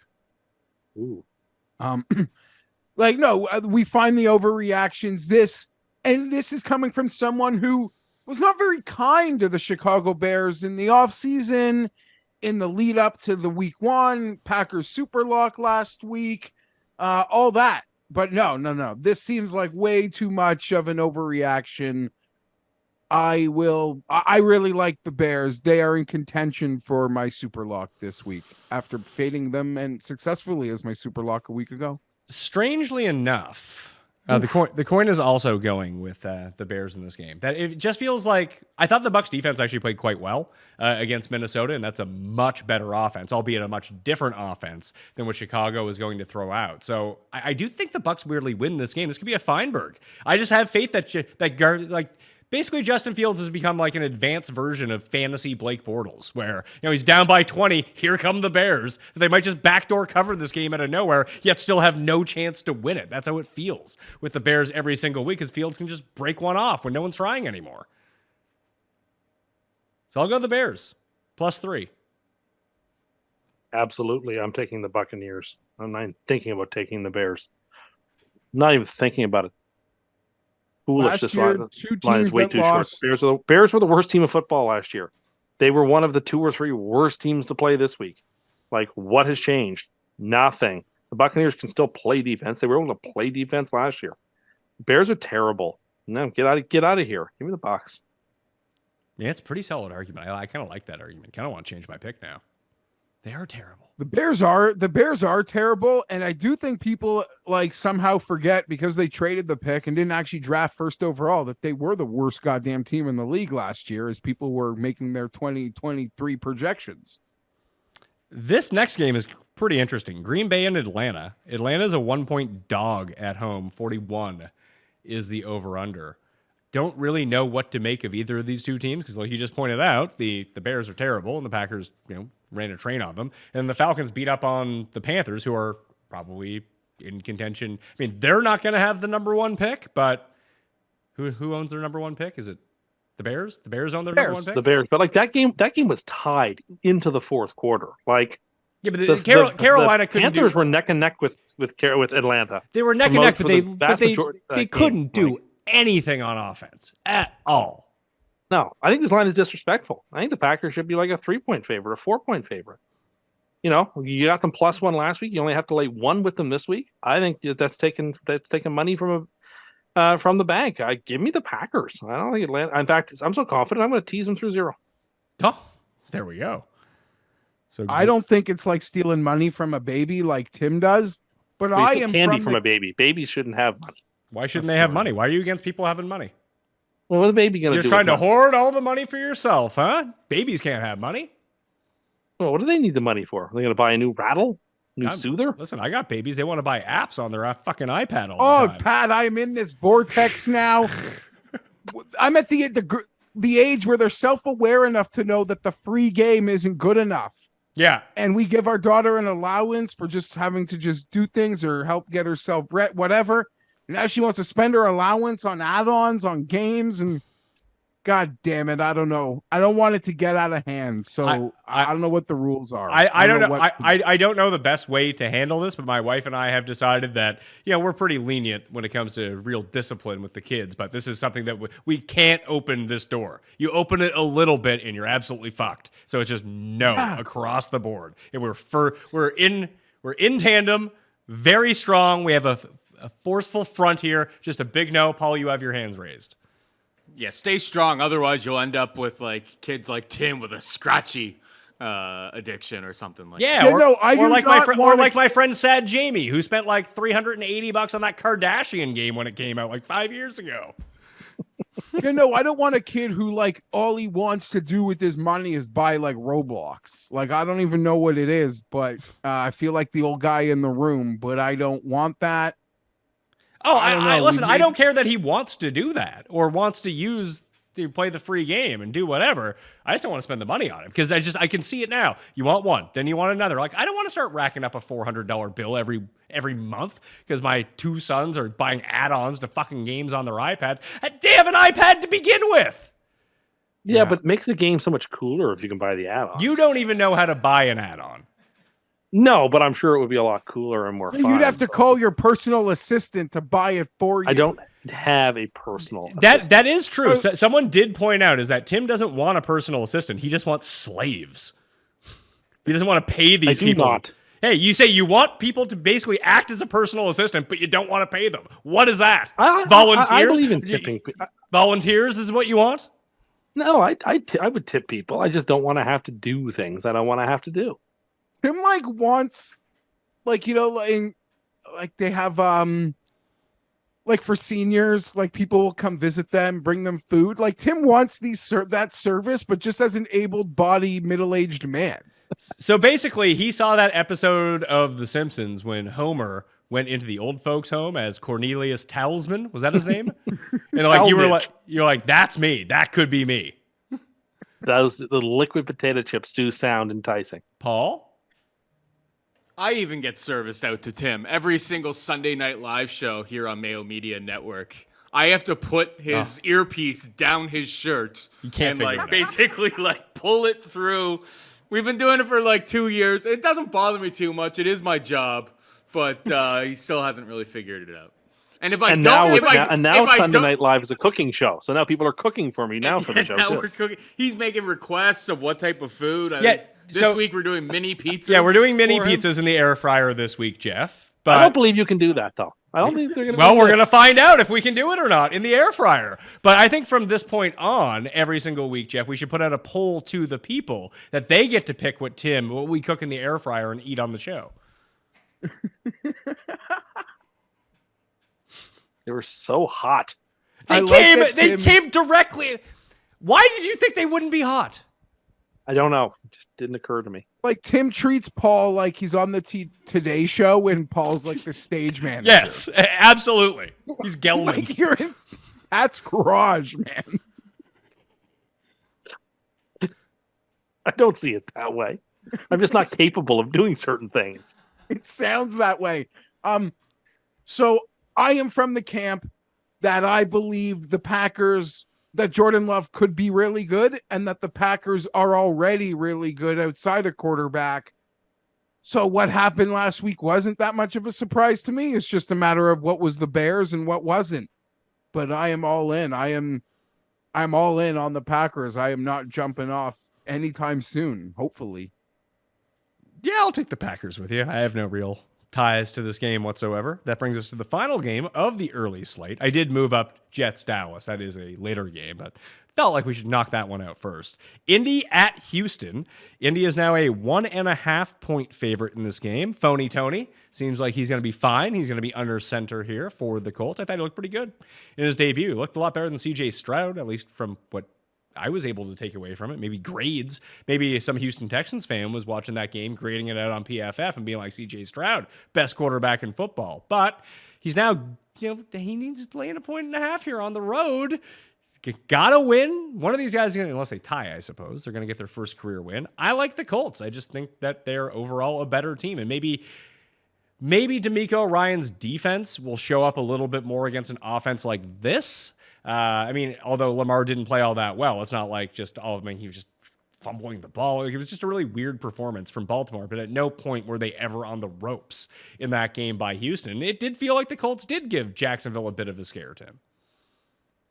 Oh, completely. I'm with you 100% on that. And as someone who thinks that Jacksonville is better than Baltimore, and that the Colts also took Jacksonville pretty deep and had a chance to, should have probably covered that game and would have if Richard hadn't got hurt. I was impressed to a degree from both teams' performances in losses where they didn't cover. But I think the Colts are a better team, and it's a road dome situation. How I feel about that. I'm taking the Colts here. I think they should probably win. I feel like this is going to be a very popular side, Geoff. Yeah, I have no real opinion. I'll take Houston, but if Richardson just looks so good, I do think Indy's the better team. I don't know. I'm being weird. You know me. Last week, I loved those home divisional underdogs. They showed out. And this seems like the first one we've talked about today, so I'll stick with it. Brings us to the midpoint of the show, which means it's time for a probably sad yet mini version of Cust Corner. Cust Corner, it's Cust Corner. Cust Corner, it's Cust Corner. He's got the hottest takes with the highest stakes. He should be president of the United States, but it's Cust Corner, it's Cust Corner. Cust Corner, So I don't know when this sport became a thing. Pickleball? I'm not following it. No, but I've been getting a lot of TikToks about it. And I think it's the hardest thing. And I don't understand. I like to think about it's professional slapping competition. Oh, yeah. Paul's all over this stuff. Power Great. slap. This is great. Then Paul can sort of elucidate. How is this possibly legal? How do you get into slapping another man across the face as hard as you can? And then what's the strategy here? Do you want to go always first because you want to set the tone, or do you want to go second because you have the psychological advantage if you withstand the first slap? How do you decide how many sort of like pre-taps you get to make before you make the slap? I just think it's the most ridiculously hard thing. And it's crazy. How is it legal? And like, what's the way to win other than just be strong? Like, I'm fascinated by it. Yes, Paul, I don't know the rules on this, but Tim, what else are you searching that professional slap fighting is coming up for you? I have no idea why this is coming up, but I've just seen a bunch of these like knockout slaps. And I was like, how is this not taking place on a yacht in international waters? Does it work snake draft style? Like if you slap first, does the other person then get 2 slaps? Paul would be the expert here, not me. I'm asking. Paul? I'm like historically out on Dana White power slap. I think it's really dumb as well. Most of the time it takes place in Russia and they're like, it's not. There are no rules. And then Dana White saw like it on like TikTok and all of that other stuff coming from Russia, and was like, I can try to make some money off of this. I think it's really sad. I don't like the fact that like people aren't able to defend themselves. To answer Tim's question, I think you'd probably want to slap first, considering you could just knock out your opponent. And what else was I going to say? Yeah, I don't know. I think it's the reason why it's probably legal is because the Nevada State Athletic Commission needs the UFC so badly.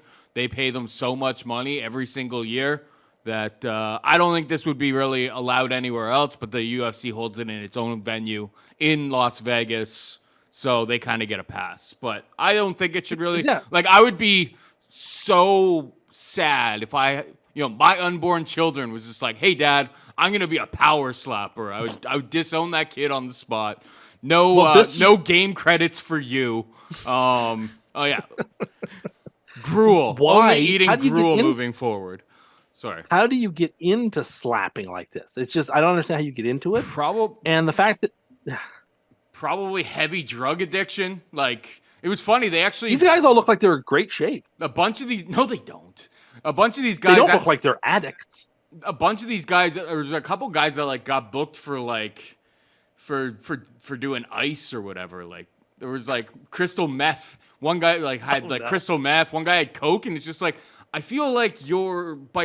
By the Nevada State Athletic Commission, like, cutting these people out. It's like, you're cutting into a lot of the guys who would actually sign up for this by cutting out people who need it for, like, their next drug fix. Like, it's super low. I am It seems famously incredibly low.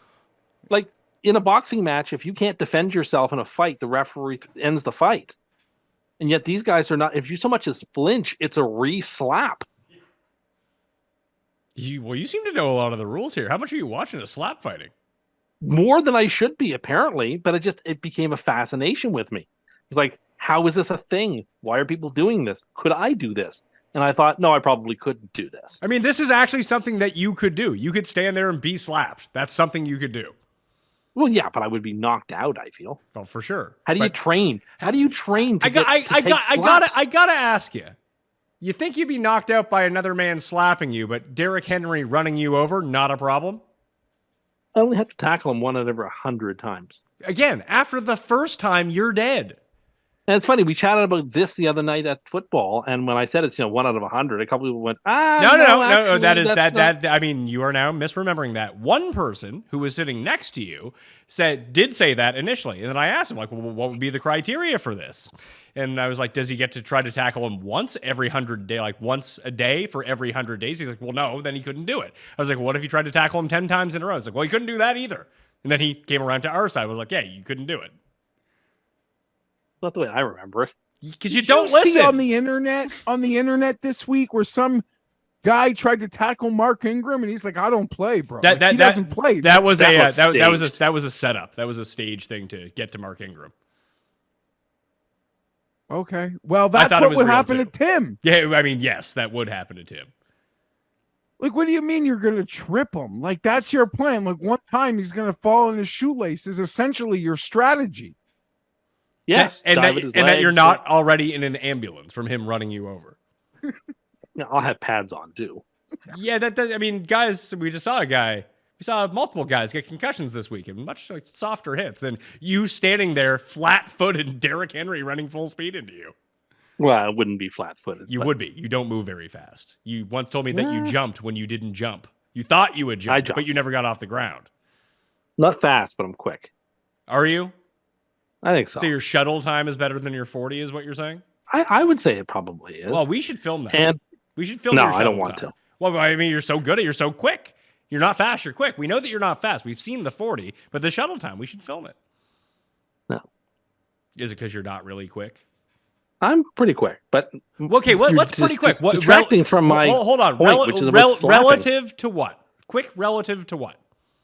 To my speed. So I'm quicker than I am fast. So what you're saying, if you're the slow, like if you're 1 out of 100 on the speed scale, you're like 2 out of 100, you're doubly as good? I would have said like 15 out of 100. On what? On the quickness scale. Oh my God, no. Yeah. Like versus like the general population? Yeah, I would say I'd like 85% of people or are against quicker like than me. or against like people in old folks' homes. And people, the whole population. I don't know about that.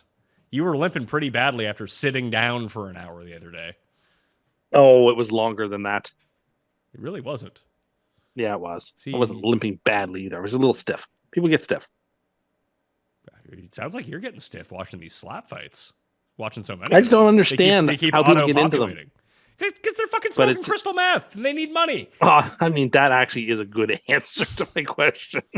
Paul? It didn't occur to me. I'm just surprised that Jeff's being kind of quiet about this. Well, it's 'cause probably all- Jeff has Well, he definitely doesn't- been gambling on well, slap he doesn't fights. want to badmouth it's Rumble. live. It's live and free on Rumble, and we know how Jeff feels about that type of. No, I don't. Those are his people. Those are Jeff's people. So I figured that you'd be all about it. Apologize to the bats. I don't have an opinion on it. I think it's pretty dumb. I don't know. I'm more interested. It's like the dudes doing like MMA in a phone booth against each other. To me, I find more entertaining than power slap or whatever it is. What's the lowest sport you can think of, Tim? Is it this? It might be. It might be. Would you say Slapping each would you other? say it is the opposite of dressage? Yes, there is no class or elegance or any form of sportsmanship. This is just one man strung out on hard drugs, slapping another as hard as he can. I do. I So like that when people you describe who are it. gambling addicts have to bet on it. Yeah, but I mean, I don't think addicts. What if you had a real edge? Then you have sure, okay. My awareness of power slap, I feel like, comes from how defensive Dana White has gotten when like people make fun of it, and then he'll like look at our web impressions and say it's better than the NHL. I mean, he's probably not wrong. That's my only recollection of the like. I've never actually watched it. It's a Maybe symptom of a very sick society. I mean, is it any different than throwing people in a gladiator arena with tigers around them, like in that documentary, Gladiator? The documentary. Yeah. That was awful too. I mean, But somehow not as low. It sounds this like, is lower. Well, that's because that's old timey. In 2,000 years, when you look back at slap fighting, they're like, oh, how quaint. Maybe. The same way we look at bare knuckle boxing. I don't know. This or the well, that- original UFC. Yeah, but that's where it still- was just like King of the Mountain. Well, I mean, bare knuckle boxing is still around, isn't it, Paul? Yeah, it's still around, but like at least you're able to defend yourself. Where my problem is like Yes. that you're not like you literally have to stand there and take some guy's shot as hard. It's not really a slap. You're basically using like the heel of your hand and trying to like knock the other guy out. You know what I mean? Like you're not slapping with your fingers. Like you don't hear a big slap. It's more of a thud. You're trying to knock somebody out and they're not allowed to defend themselves. Like that's why it's like bare knuckle boxing, sure it gets bloody and stuff, but like at least you're allowed to defend yourself. Like that's where I have problems with it. Exactly. When there's- Lane and Pete bare knuckle boxed, at least there was some class to it. Oh, it seemed, They weren't in it seemed in a very slap classy fight. Exactly. because they were doing it 1920s style. That's the way to do it. I don't think that people do that part of the bare knuckle box. Do they still line up like this, Paul? Or do they line up like a boxer like this? Yeah, I mean the people with like twisty mustaches probably line up the way that you were. Yeah, like they lift weights, but they lift the weights that are triangle weights, not like what we have today. Well, it gets you into the right shape for fisticuffs. I guess so. I guess that would be the case. I'm trying to think of anything else. No, it probably is like the lowest thing. I'm like, there's Well, I people mean, fu- like there are other things, but like they're already well known as illegal. like animal fighting. Yes, that's where I was going with it. Yes. Michael Vick really shook that off, didn't he? Do you think they could make that episode of Seinfeld anymore? Which one? Like, could a show do that now? the little Jerry episode. Do you think they could make like? Do you think like if a big like network sitcom wanted to make a episode about that? Probably think wouldn't he get could? by standards and practices. Before. No, I don't think it would either. Yeah. I don't Yeah, think but would either. it would just be an episode of something on FX at this point. Then, like that's the difference. You're Like, probably right. like, the shows, like the high quality shows from network TV in the '90s, just aren't on network TV anymore. They're on HBO. They're on Showtime. They're on FX. They're on Netflix or whatever. So yeah, you could. Dude, Okay. I got a buddy who's a writer. Man, trouble.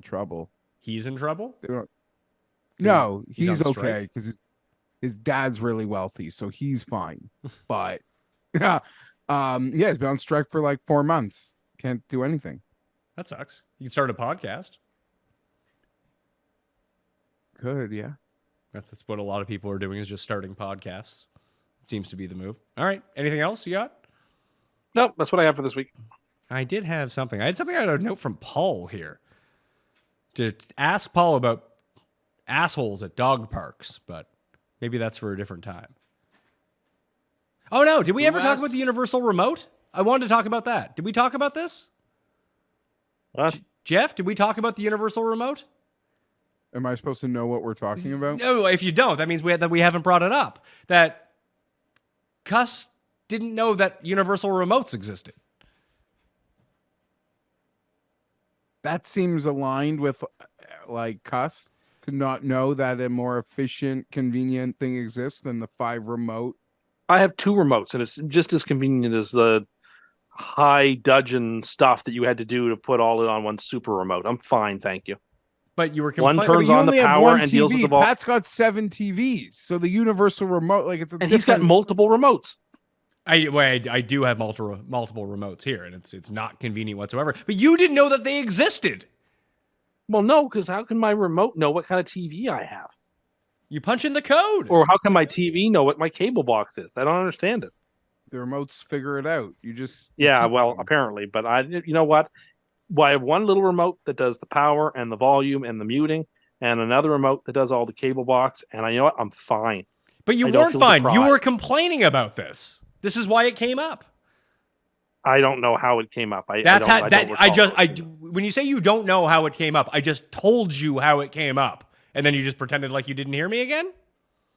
Well, okay, I'll take you at your word. If you say that's what happened, that's what But happened. But I don't find it that inconvenient as a rule. You were You don't complaining even about how like pushing inconvenient it was. You elevator could you buttons. couldn't find one of the remotes. This was the problem. Well, I suppose that would be a problem, yes, and I'm sure I did find it. But like, I don't see the need for a universal remote. I don't see the need for it. It's not that much more work to use the second remote. I don't think there's much of a conversation here other than like the saddest part about this. It's not sad, but Tim considers himself like an early adopter of technology. I am an early adopter. No, you didn't even know universal remote's been around for 30 years. This is what we said. I've never seen a converter like that. What I have Converter. is the little tiny one for the TV and a bigger one for the cable box, and they work great. Would also come to like you don't have surround sound or anything like that. Like there's another advantage of the universal remote. No, You can I don't. program everything into that as well. You can just I don't know how to everything. do that. I don't need the surround sound. I have good Well, of sound. course you don't know how to do it because you didn't even know this remote existed, despite the fact that it's been around for 4 decades. Go ahead, have your one big jumbo remote if you want and be proud of it. I'm fine. But you weren't I'm fine. okay. This I don't was need the it. problem. Now you're pretending like this never existed. I'm just saying I don't think it's a big deal. It was a big deal. You were freaking out about it. I doubt I was freaking out. I'm This- sure I expressed some level of agita. You were or having annoyance. a meltdown like you do about these I'm things. not the type to melt down about things. Really. How well am I handling the last 24 hours? You're I trying think remarkably so, well. All you're doing, well, we know what's really going on here. You're just trying not to lose to Geoff and Most Insane, but you locked that up on Sunday night, so. I think that, Geoff going line by line through his personal DMs to his close personal friend, Mr. Spanos, put him very well back into the lead. I don't know, man. I mean, there's people who, listen, he's trying to talk to the owner of the Chargers. You're sitting by your freezer eating frozen mozzarella sticks. One time. I want you to know I That's would one not, time like- too many, by the way. Yeah, for an one time adult. too many. For an adult. And I would not pepper The power someone's. outage. It's the fact That's that not I've an been excuse. Yeah, it's not an excuse. It's actually revolting. Did you have nothing else to eat? And it was like 2 hours after the power went out, you said, right? It was like Not 4 even hours bacon or whatever, bits? yeah. No, it just was on top of the pile. So that's what I picked up. I wanted them. We're fine. I just wouldn't eat them again. I will say with the universal remote, Dumb. I have seen many people who think they have these like great, incredible setups, fancy everything, and they're at war with this universal remote. Like I've I seen believe that in it. real life a lot. No doubt. It's more trouble than it's worth. I don't doubt it. You know what? Not trouble? The remote that's designed for the thing that you're using it for. My Roku remote is designed for my Roku TV, and my Bell remote is designed for my Bell box. And you know what doesn't make a mistake? The remote that's for the thing it's supposed to be for. I don't need one big massive converter that does everything. You people have lost your minds. Well, the whole point would Thank be you for confirming what I already thought, which is that it's more trouble than it's worth. Is it more trouble than it's worth, Geoff? He just told us that it was. No, I mean, that's not what he said. Again, you're not listening to what he says. When you can get it working, it's great. But at times, like you think usually a universal remote is like champagne problems. It's like a guy complaining about his like the fancy speakers, the like multi TV, maybe the projection screen that can pop out of the ceiling. There's a lot that can go on. Can control the house stereo system. Yeah, Tim, the point of the hold on. The point of this wasn't that you need to get a universal remote to turn your two remotes into one. That's not what we were saying. We were just laughing that you had never heard of this, and then you thought it was a great idea. You basically, how this went was you invented a universal remote, and then we told you it existed, and then you didn't believe us.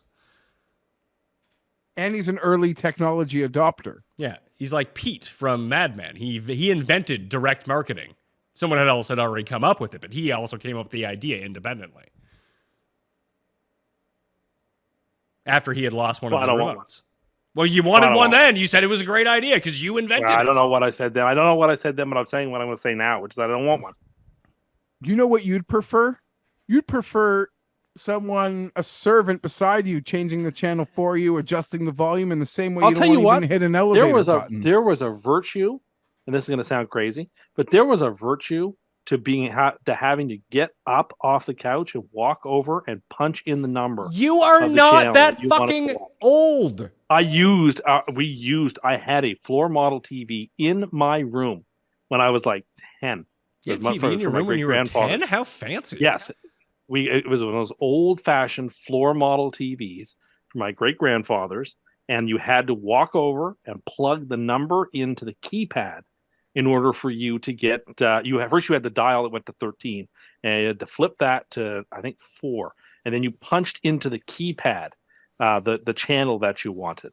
And there was a real value in like you're picking a channel and exerting the effort, and like I don't know, there was something like I don't know, a little bit more dedicated to that. So like you were going to watch the network you were on. And if it was no good, you're really going to express your displeasure by physically having to get up and change the channel. I don't know. There was something neat about that. I don't know how else to describe it. Yeah, there was something neat and fun about that they don't exist anymore. No, I understand. People loved it so much. Yeah, they don't exist. No, it's not. It's because it's not convenient. No. I do get that. I get that completely. But nevertheless, there was something, I don't know, better about it in some ways. Like you were really expressing your interest in a television channel by actually having to get up and change it. Like you were really, it's the same way that, when you slam down a phone receiver on an irritated phone call. It's not the same thing as hitting the little red button on your cell phone. Tim, I was asked last week why you're so, this probably isn't the right word. This isn't the word that was used, but why you can't do anything. Like so mentioned, you can't log in to anything for yourself. You can't you forbid to make a reservation. You forbid to speak to someone to order delivery. Like in some ways, you're so useless at like common tasks. I don't know. Or you forbid, I don't know that you're useless at them, but you forbid to do them. I don't know. I've never really had to do them. Your assistants? I don't like doing.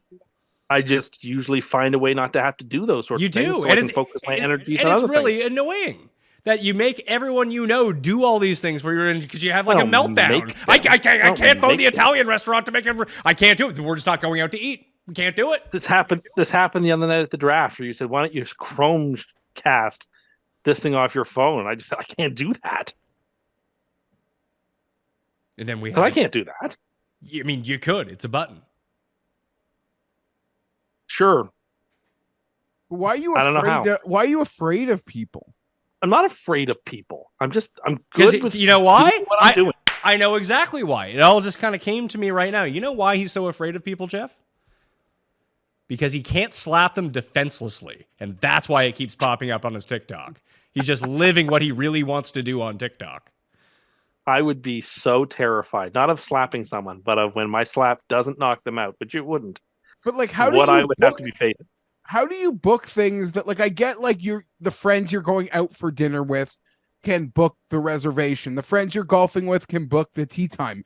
How do you say, like, schedule an appointment to take your car in for service? Like, he just doesn't. It's I have to. No, if someone won't make it for me, and oftentimes those get made for me by other people. Then it does. I'll like send a message to somebody, like to my dad or something, say, could you set me up a car appointment or whatever to get my oil changed? But if he can't or isn't able to, then I summon up the strength to call the phone number and get a time. And how do you feel after? Like, exhausted? Like, yes, I hate it. I'm like, thank God that's over with. Like, it's a real anxiety. Like, thank goodness I'm done with that now. And like, if I know the place doesn't open until 9 and I'm up at 7, I'm going to think about it for 2 hours till I have to do it. What? Oh yeah, I hate doing that kind of stuff. I hate it. I wish it was just done for me. You know what would really help you with all of this stuff? Learning how to use the internet or an app. I don't trust it though. Like that it won't confirm your appointment? So like, what about a haircut? Well, there I get my haircut from somebody that I make the appointment on my way out of the last haircut I just had. Which is the worst fucking thing. It's like when the assholes at the dentist are like, "Well, are you good 6 months from now on Wednesday at 11?" It's like, that's how I make my I have no fucking clue. Exactly how I make my dentist appointments. I have one coming up next week because back in March, they're like, "Are you available on the 20th of September?" And I said, "Yeah, I'll endeavor to be." Pencil me in. I just tell them, pencil me in anywhere. If I need to change it, I will. Yeah, but I can't give you my schedule for September right now. My schedule for September is that I'm free because it's, or now if like my schedule for March is that I'm free because it's March and there's nothing in my life 6 months from now that, probably I can't do on a Wednesday at 11 a.m. You don't know when those underground slap fights are going to come up. Look, the first rule of underground slap club is you don't talk about underground slap club. But everyone does talk about it. Yes, that's true. That's why it's a phony rule 1 and rule 2, though. It's the whole point. Yeah, that's fair. Late set of games. The 49ers are at SoFi to take on the Rams. They are 8-point favorites on the road. 44.5 is the over-under. We did like the styles make matchups thing, Tim. Give me the 49ers. They own the Rams. Yeah, I'm with you for the same reason. How can we watch a whole week of all the teams that own the other teams and not pick the 49ers too? Like, that would be silly. For that exact reason, 49ers. And a lot of my Rams play last week. Like, I like the Rams and everything, Geoff, but I'm pretty out on Seattle coming into the year. I was kind of in on the Rams. I liked that matchup. That's why I was on the Rams. But this is a totally different matchup this time around.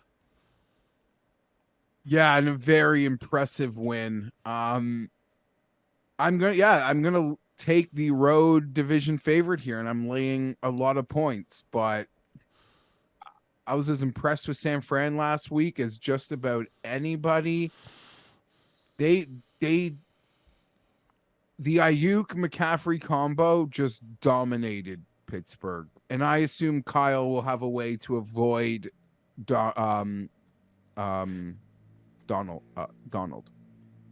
Do you think that we'll see Matt Stafford scream if Aaron Donald is running at him? Oh, man. Oh, my God. Oh, my God. Like I said, very relatable from Gino on that one. Giants at Arizona. Arizona is a 4-point underdog at home. 40.5 is the over-under. Oh, sorry, 5 is what it says on the board, so that went up. Damn it. I was going to lock this one in. 5. Now we're getting too many points. I don't know about this. I still like the Giants in this game. Although I can't figure out if the Arizona pass rush was really good or the Washington offensive line was really bad. But we probably just saw one of the closest games that the Cardinals are going to play all year against a really bad Washington team. And we just saw, again, the styles make matchups where Dallas absolutely pummels the Giants every time that they play them. Like, you're getting the best of the Cardinals mixed with the worst of the Giants in week one. And now they're playing like, I don't know, the Giants are better than this. I think the Giants are going to run train over the Cardinals here. So I'll take the -5 on the road with the Giants. Could be my super lock. That's how confident I am with you here, Pat. This is essentially, if you're the Giants, you get to turn your settings from ultra hard or the hardest or expert to beginner. Like Tim when he plays. Like, that is the Exactly. settings change that they get to do from going to Dallas to Arizona. You called it, Pat. Credit to you. You knew it was just going to be weird, and in the end, Washington would probably be in a dogfight. You nailed it. I was nervous as hell with my suicide, at least one real money suicide pick on Washington, as I'm sure lots of people did. I will bet against Arizona, even though they're 1-0 ATS, until I feel I shouldn't, and I don't feel that way yet. All right, so Giants, coins going Arizona, Tim? Yeah, I trust Daboll on a bounce back. And that may seem silly to say that a team that just lost 40-0 is should be easy sailings to cover a 5-point spread on the road. But for against a team that already just covered a bigger number last week, but I'm here to do that. I'm trying to trust. I thought the Giants would be half decent this year. I thought losing 40-0 might be a fire underneath them that'll get that team moving in the right direction, and that they can't rest on their laurels or any success they had last year. That they really got to fight back, and I expect them to win the game, and I expect them to cover the number. The Giants were 7-0 against the spread after a loss last year. Pretty good. Not bad. So we'll take that one. Washington at the Broncos. Broncos 3.5-point favorites. Was it 39 is the over-under? I don't know what to do with this stupid game. I clearly Denver's not very good. So Timmy nailed that one. But Washington is atrocious. So I guess I have to take Washington. This just feels like the Broncos are going to play 1, 2, or 3-point game all year long. Like, their defense is pretty good. I'm on board with all of that. Washington, we'll tease Washington up because I don't see Denver beating anybody by double digits, which is what they would have to do to beat that teaser. I think Washington is right in the game. It's a 1-point, 2-point game in either direction. Geoff? I could literally just merge your two comments. I think we have outs taking the points with Washington. Outright, push, just lose by 1 or 2. I think that's the Denver recipe, as Pat mentioned, so I don't need to waste more words.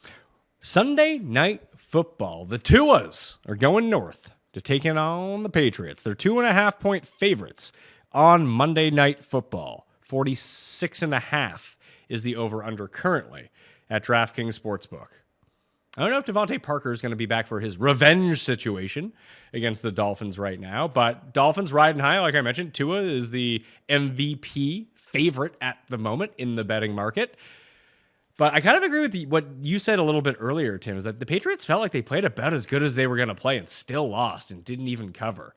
I do think that they did a very good job, as I mentioned, of containing Hurts and containing both Brown and Smith downfield. There were very few big plays in that game. Although, like when you go back and watch it, there was 7-yard slants over the middle available anytime that they wanted it. That was the part of playing the two high safeties the entire game.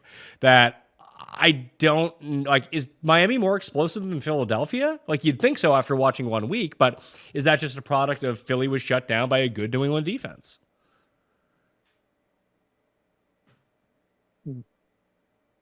Good question. That is the question. Were they shut down? Yeah, no, yeah, that's good. It's a good question. I'm thinking about the answer. I think that it was a good Philly offense, and that the Patriots shut it down. And I think Philly's offense is every bit as good as Miami's. But I had to get 5 points there. It's 2.5 now. I really can't bet the Patriots against the spread unless you think they're going to win. At 2.5, I'm really not playing much of a cover. It's a, do the Patriots win the game or not? I don't think they do win the game. I think the Dolphins win the game. So I have to lay the points with the Dolphins. I don't see the difference between taking the money line and the 2.5 in this spot. So I'll take the Dolphins as well. I'll actually compliment the Dolphins, unlike Tim seems unwilling to do. They are relatively, I mean, just what a great win for them. And to do it without Ramsey or Armstead, it can show that maybe there's even room for them to get better, well, significantly better on defense, but keep Tua even cleaner on offense. I like to make my own lines for games before I look at them. I thought this would have been 3.5, 4. The Dolphins, if the pieces the Dolphins rolled out last week are healthy, I need to see them get stopped first before I bet against them. They look so marvelous. McDaniel play calls, Tua puts it on the spot. Obviously, it's what my eyeballs saw. Give me Miami. I mean, fuck, if he's the MVP favorite and he's going to go win a game on Sunday night. So we could put gasoline on that as well. Good for Tua. Has Tua ever lost to the Patriots? Week 1 last year, the Dolphins won. The Patriots fumbled at the goal line. That's right. After they were gifted that touchdown, which wasn't a penalty. I don't know if Tua was healthy in the games that I remember Miami maybe losing to the Patriots in the last couple of years. So I don't know. It's a bit of a blur. Well, they haven't lost in the last couple of years. The Dolphins had won 4 in a row before the Skylar Thompson game that didn't mean anything in January last year. Good for them. And they've always had their number, even through all their losing seasons, some fun wins for the Dolphins versus the Patriots. I think the Patriots are a top 5 defense in the league. So maybe Tyreek Hill won't be running wide open, but in the olden days, and by olden days, I mean just a small amount of years ago, Pat, would we have not have just sort of said, okay, the Dolphins, that was great offensively. Now let's see what they'll do against the mastermind of Bill Belichick. Bill Belichick will give other teams maybe a recipe to maybe try and slow these guys down. I don't think that's happening on Sunday night. I think that the NFL owes it to us to see the Dolphins just mollywop the Patriots here in primetime. It's just a real feel-good story. People can root for Tua before Tua gets hurt in 3 weeks or whatever it is. We can bury the Patriots early. Feel like we can all, unless you're from Boston, we can really converge around this one. Even you two, as Tua haters, would love to see this. I'm not a Tua hater. I'm more of a Patriots hater than anything else. There was nothing that makes me happier than to see the Patriots lose. I got caught up in some of the stuff out of the gate, but anything I've said over the last couple years, Tua's willing to die for us. He loves football. I love him, and not to be a corny ball, but shed a bit of a shed of a tear last night. Aaron Rodgers, whatever. Aaron Rodgers. For him, if that's the end of it, that's so sad. That is just, I could cry thinking about it, because these guys, I'm a loser that thinks these guys are willing to die for us, and they go out there to entertain us. And I don't know. I've only got the utmost respect for them. Ocho, whatever. He can enjoy his win, I guess. As much as you enjoyed your win last year, is it reciprocal now? Yeah, sure. Like I said, they win the game, but it is what it is. It's marvelous. Now that Jordan Love could be good, how insane that quarterback class seems like it is. We've had 3 straight guys set the market for highest paid player in the league, all from that class. And if Tua's healthy, he'll get a monster. He'll get a mother load as well. Yeah, no, I'm pro Dolphin, but Dolphin fans have been shit on. I'm with you, Pat. I would love to see them just, if it turns into an insane ass whipping and it's holy shit, the Dolphins are incredible. I'm not against it. Yeah, Paul's got something to say, but I just did want to point out that this game reeks of 17-12 or something like that for Miami, not 44-20. But Paul, go ahead. So Geoff actually, appreciates people going out there and dying for the game, unless they're Damar Hamlin. Context is king. Context is king. I love Damar Hamlin is beautiful. The story is beautiful. Yeah, but Geoff is just very anti-hologram. So he's not the real Damar Hamlin he's in on. This hologram he's out on. No, I am just making like there are two cases that I'm making. From the betting angle, I feel like it's not free that people think it is. And I love DeMar Hamlin. I just context is king. In the conversation of the award, I don't love DeMar Hamlin. In the story and him, like he's in the NFL. Like I can make fun of him being a healthy scratch. He's incredible. Even guys on the practice squad to me are all like the best in the world. I'm not making fun of DeMar Hamlin, only in the context of winning an award that I think we've already seen through 1 week. Guys will truly contribute to their teams. People want me to victory lap that. I will not. I will not. Because you haven't won anything?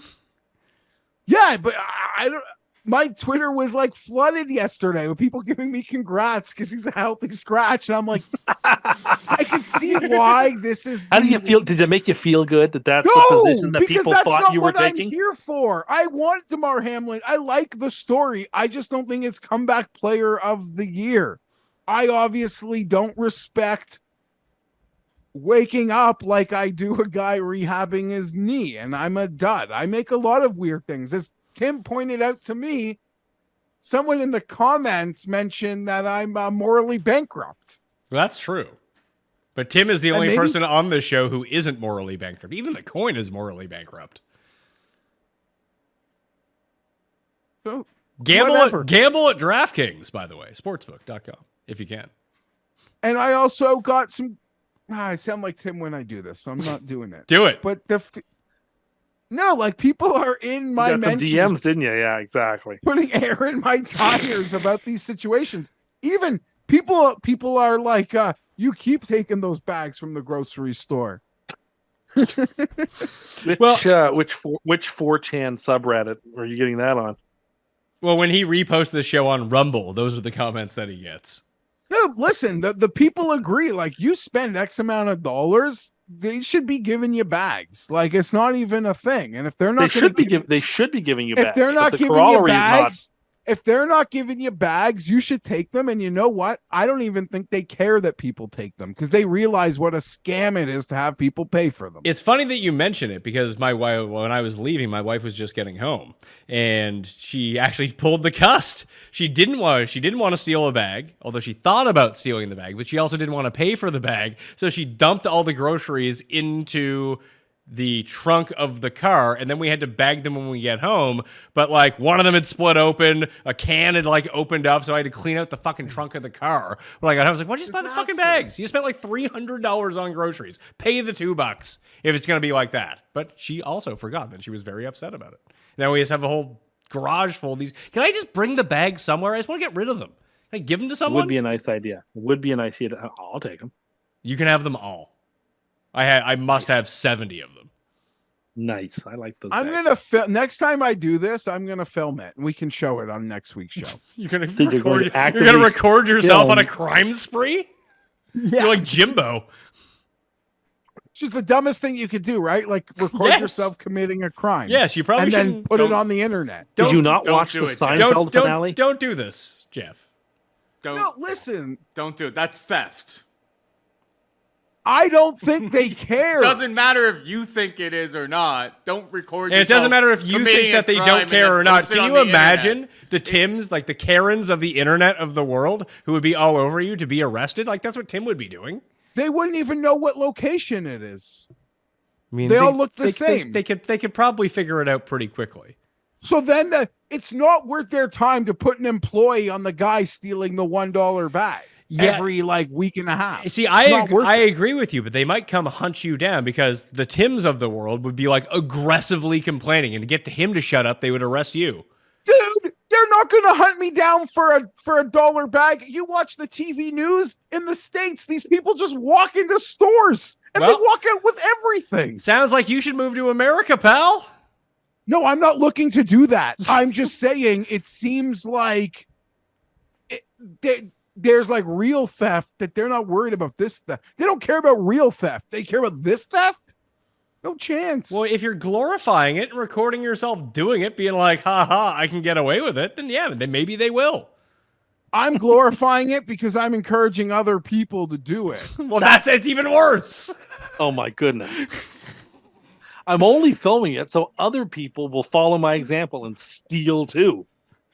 Let's go to Monday Night Football because there's 2 stupid games on Monday night.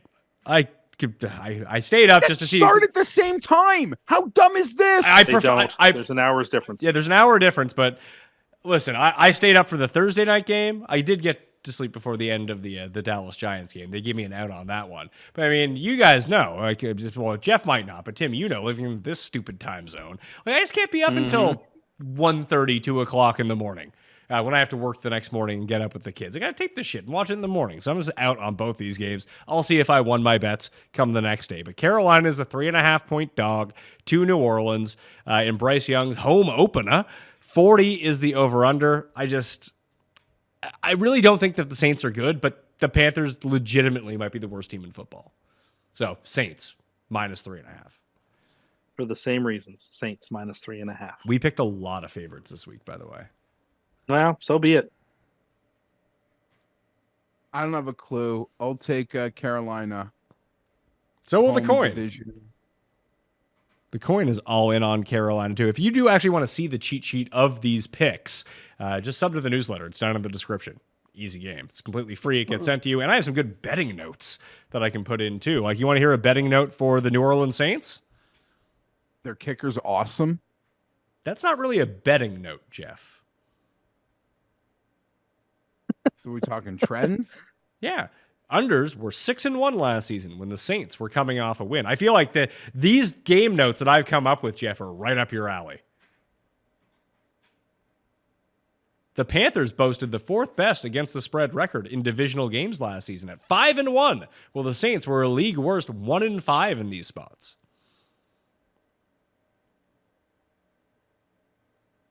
Tim, do you know the Chargers play the Vikings next week and the Vikings have 10 days rest? Bullshit. Well, I'm well aware. And it's in Minnesota. Yeah, that's a tough spot. Bullshit. And I'll be 0-2 and dead. Well, then what's the worry? Because I care. Could be worse. You're right. Could be fun and sadness without the fun. Yep, exactly. Could just be sadness.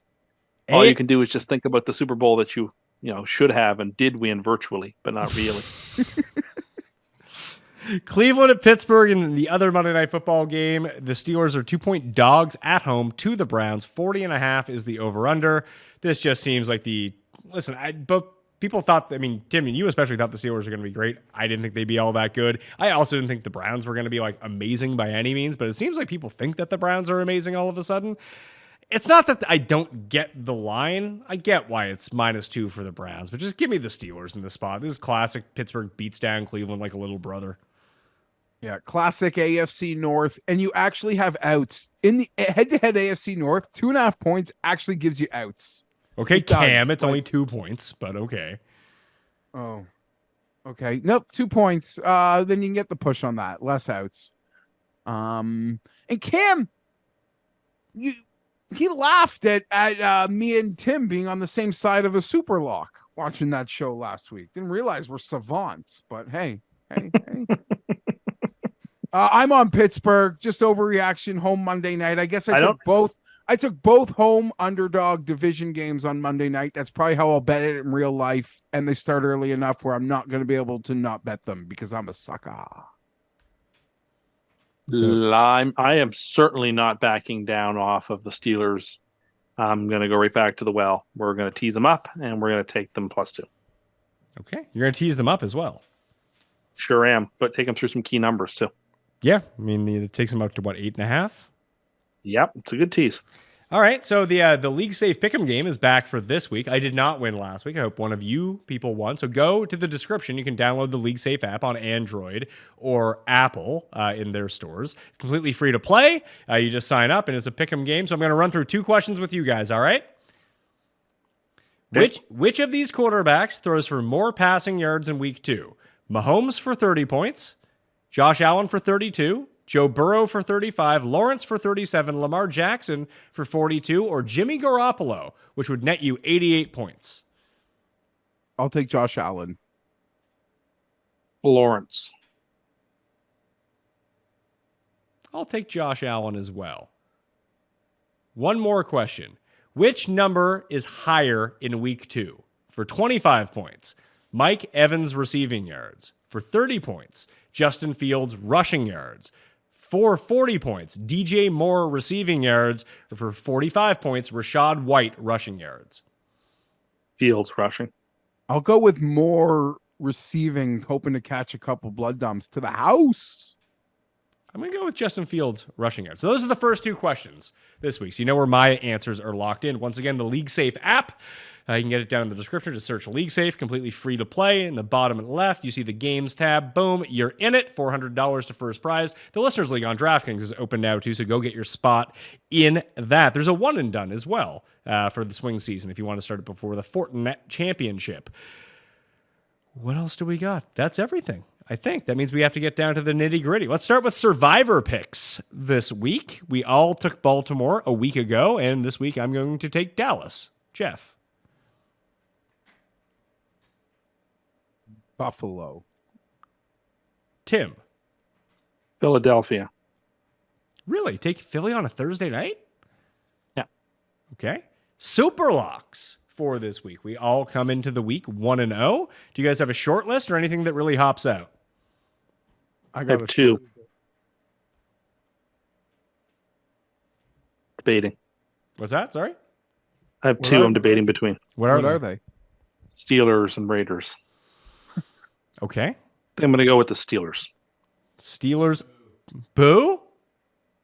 Yeah, Steelers +2. Steelers +2. I am between Detroit -5.5 and now the Giants -5 at Arizona. I'm going to go with Detroit -5.5. So I am between both those games, but you could even add Buffalo to my list, and you could add Chicago to my list. I'm going to take the Giants. 5 points on the road? Yeah. All right. So the free money teaser, 6.5 point teaser. If I have this correct, Tim, Philly to a 0.5 point, Vegas to 15 points, Green Bay to 5.5 points through 0, Washington to 10, and Pittsburgh to 8.5. That's right. What does that pay? Those pay, +350. Yeah, it's not bad. No, it's I not bad. think that Bills pit, like the floor could dangerous. Yeah, Dangerous. I feel fair enough, but I feel really good about the Raiders this week. obviously. Maybe, but it could get out of hand, and wouldn't even blame the Raiders for that. I'm actually surprised you didn't tease Dallas down in this situation. It's certainly understandable, and I wouldn't have a problem with it. I just didn't do it, but I think it's very sensible. All right, that will do it. On the Pat Mayo Experience. Shorter show than I think a lot of people were expecting. Well, we did have a marathon last week, so We did, and I know that you have to get out of here. That's really the real reason. yeah, well, there's that too. Yeah, so we got to keep everyone on time. Thank you all for watching. So leave those audio ratings and reviews on the Pat Mayo Experience on Apple and Spotify to get into the $500 draw. We shall return on Sunday evening with myself, a mystery guest, and Tim Undercust. Tim Andergust. That is not my name. I am proud of you for not being such a sad sack.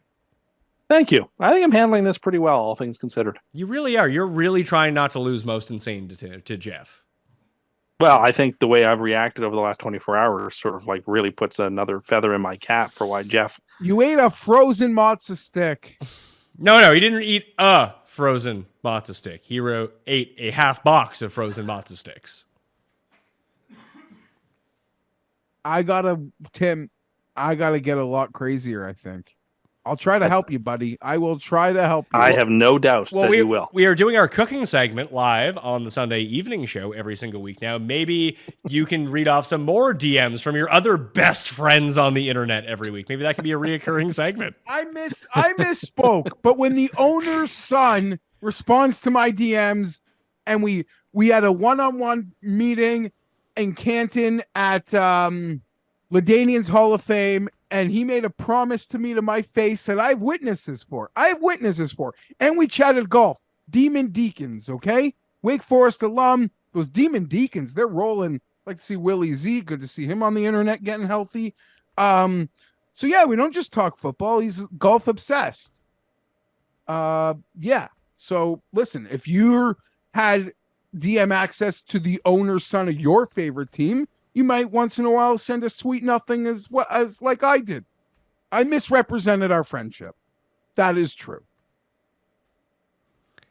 Because it's not a friendship. Do you have the same sort of DM relationship with Postman Ted, Tim? There's no chance that I would DM Fireman Ed. You sure? No chance. Why not? Yeah, I don't have any super famous owner friends that I DM with. Would you not DM him because, like the rest of the world, you think he's a giant loser? I mean, I'm not his biggest fan, but I'm not an enemy of his either. He's okay. He's all right. Like, you wouldn't want to be able to message Woody Johnson's kid? I'd like to be able to message Woody Johnson. Did you see Woody's? Yeah, I feel like he had everything. The chain. The chain that Woody Johnson was wearing, he deserved everything that happened. I could not believe that. I was Sauce bought him that chain, I think. Well, Sauce should have been less time at the jewelry store, more time remembering how to cover people. Yeah, it wasn't his best night. I'd be the first to say that. That chain was, I mean, I enjoyed the arrogance of it, but it's just so ridiculous. So ridiculous. All right. It was. That'll do it for us. We got Best Bets with Cam and Rob, me and Tambo. Sunday night, we need a guest, Tim. Any suggestions? But Paul, there might be a hurricane, and Paul might not be here. So it'd be better if we had someone in studio rather than, maybe we just do it me and you. All right. Just to if we have to keep it easy. We'll think about it. All right. Sunday Night Live, 7:15 p.m. Eastern Time every Sunday on Mayo Media Network. So please go do that. I hope you enjoyed the show. Smash a like on the way out and sub to the channel. Tell some friends. All right, gotta get those up. We got rookie numbers right now. We need to get up to pro level numbers, apparently. I'm Pat Mayo. Thank you all for watching. I'll see you next time. Mayo experience! Experience!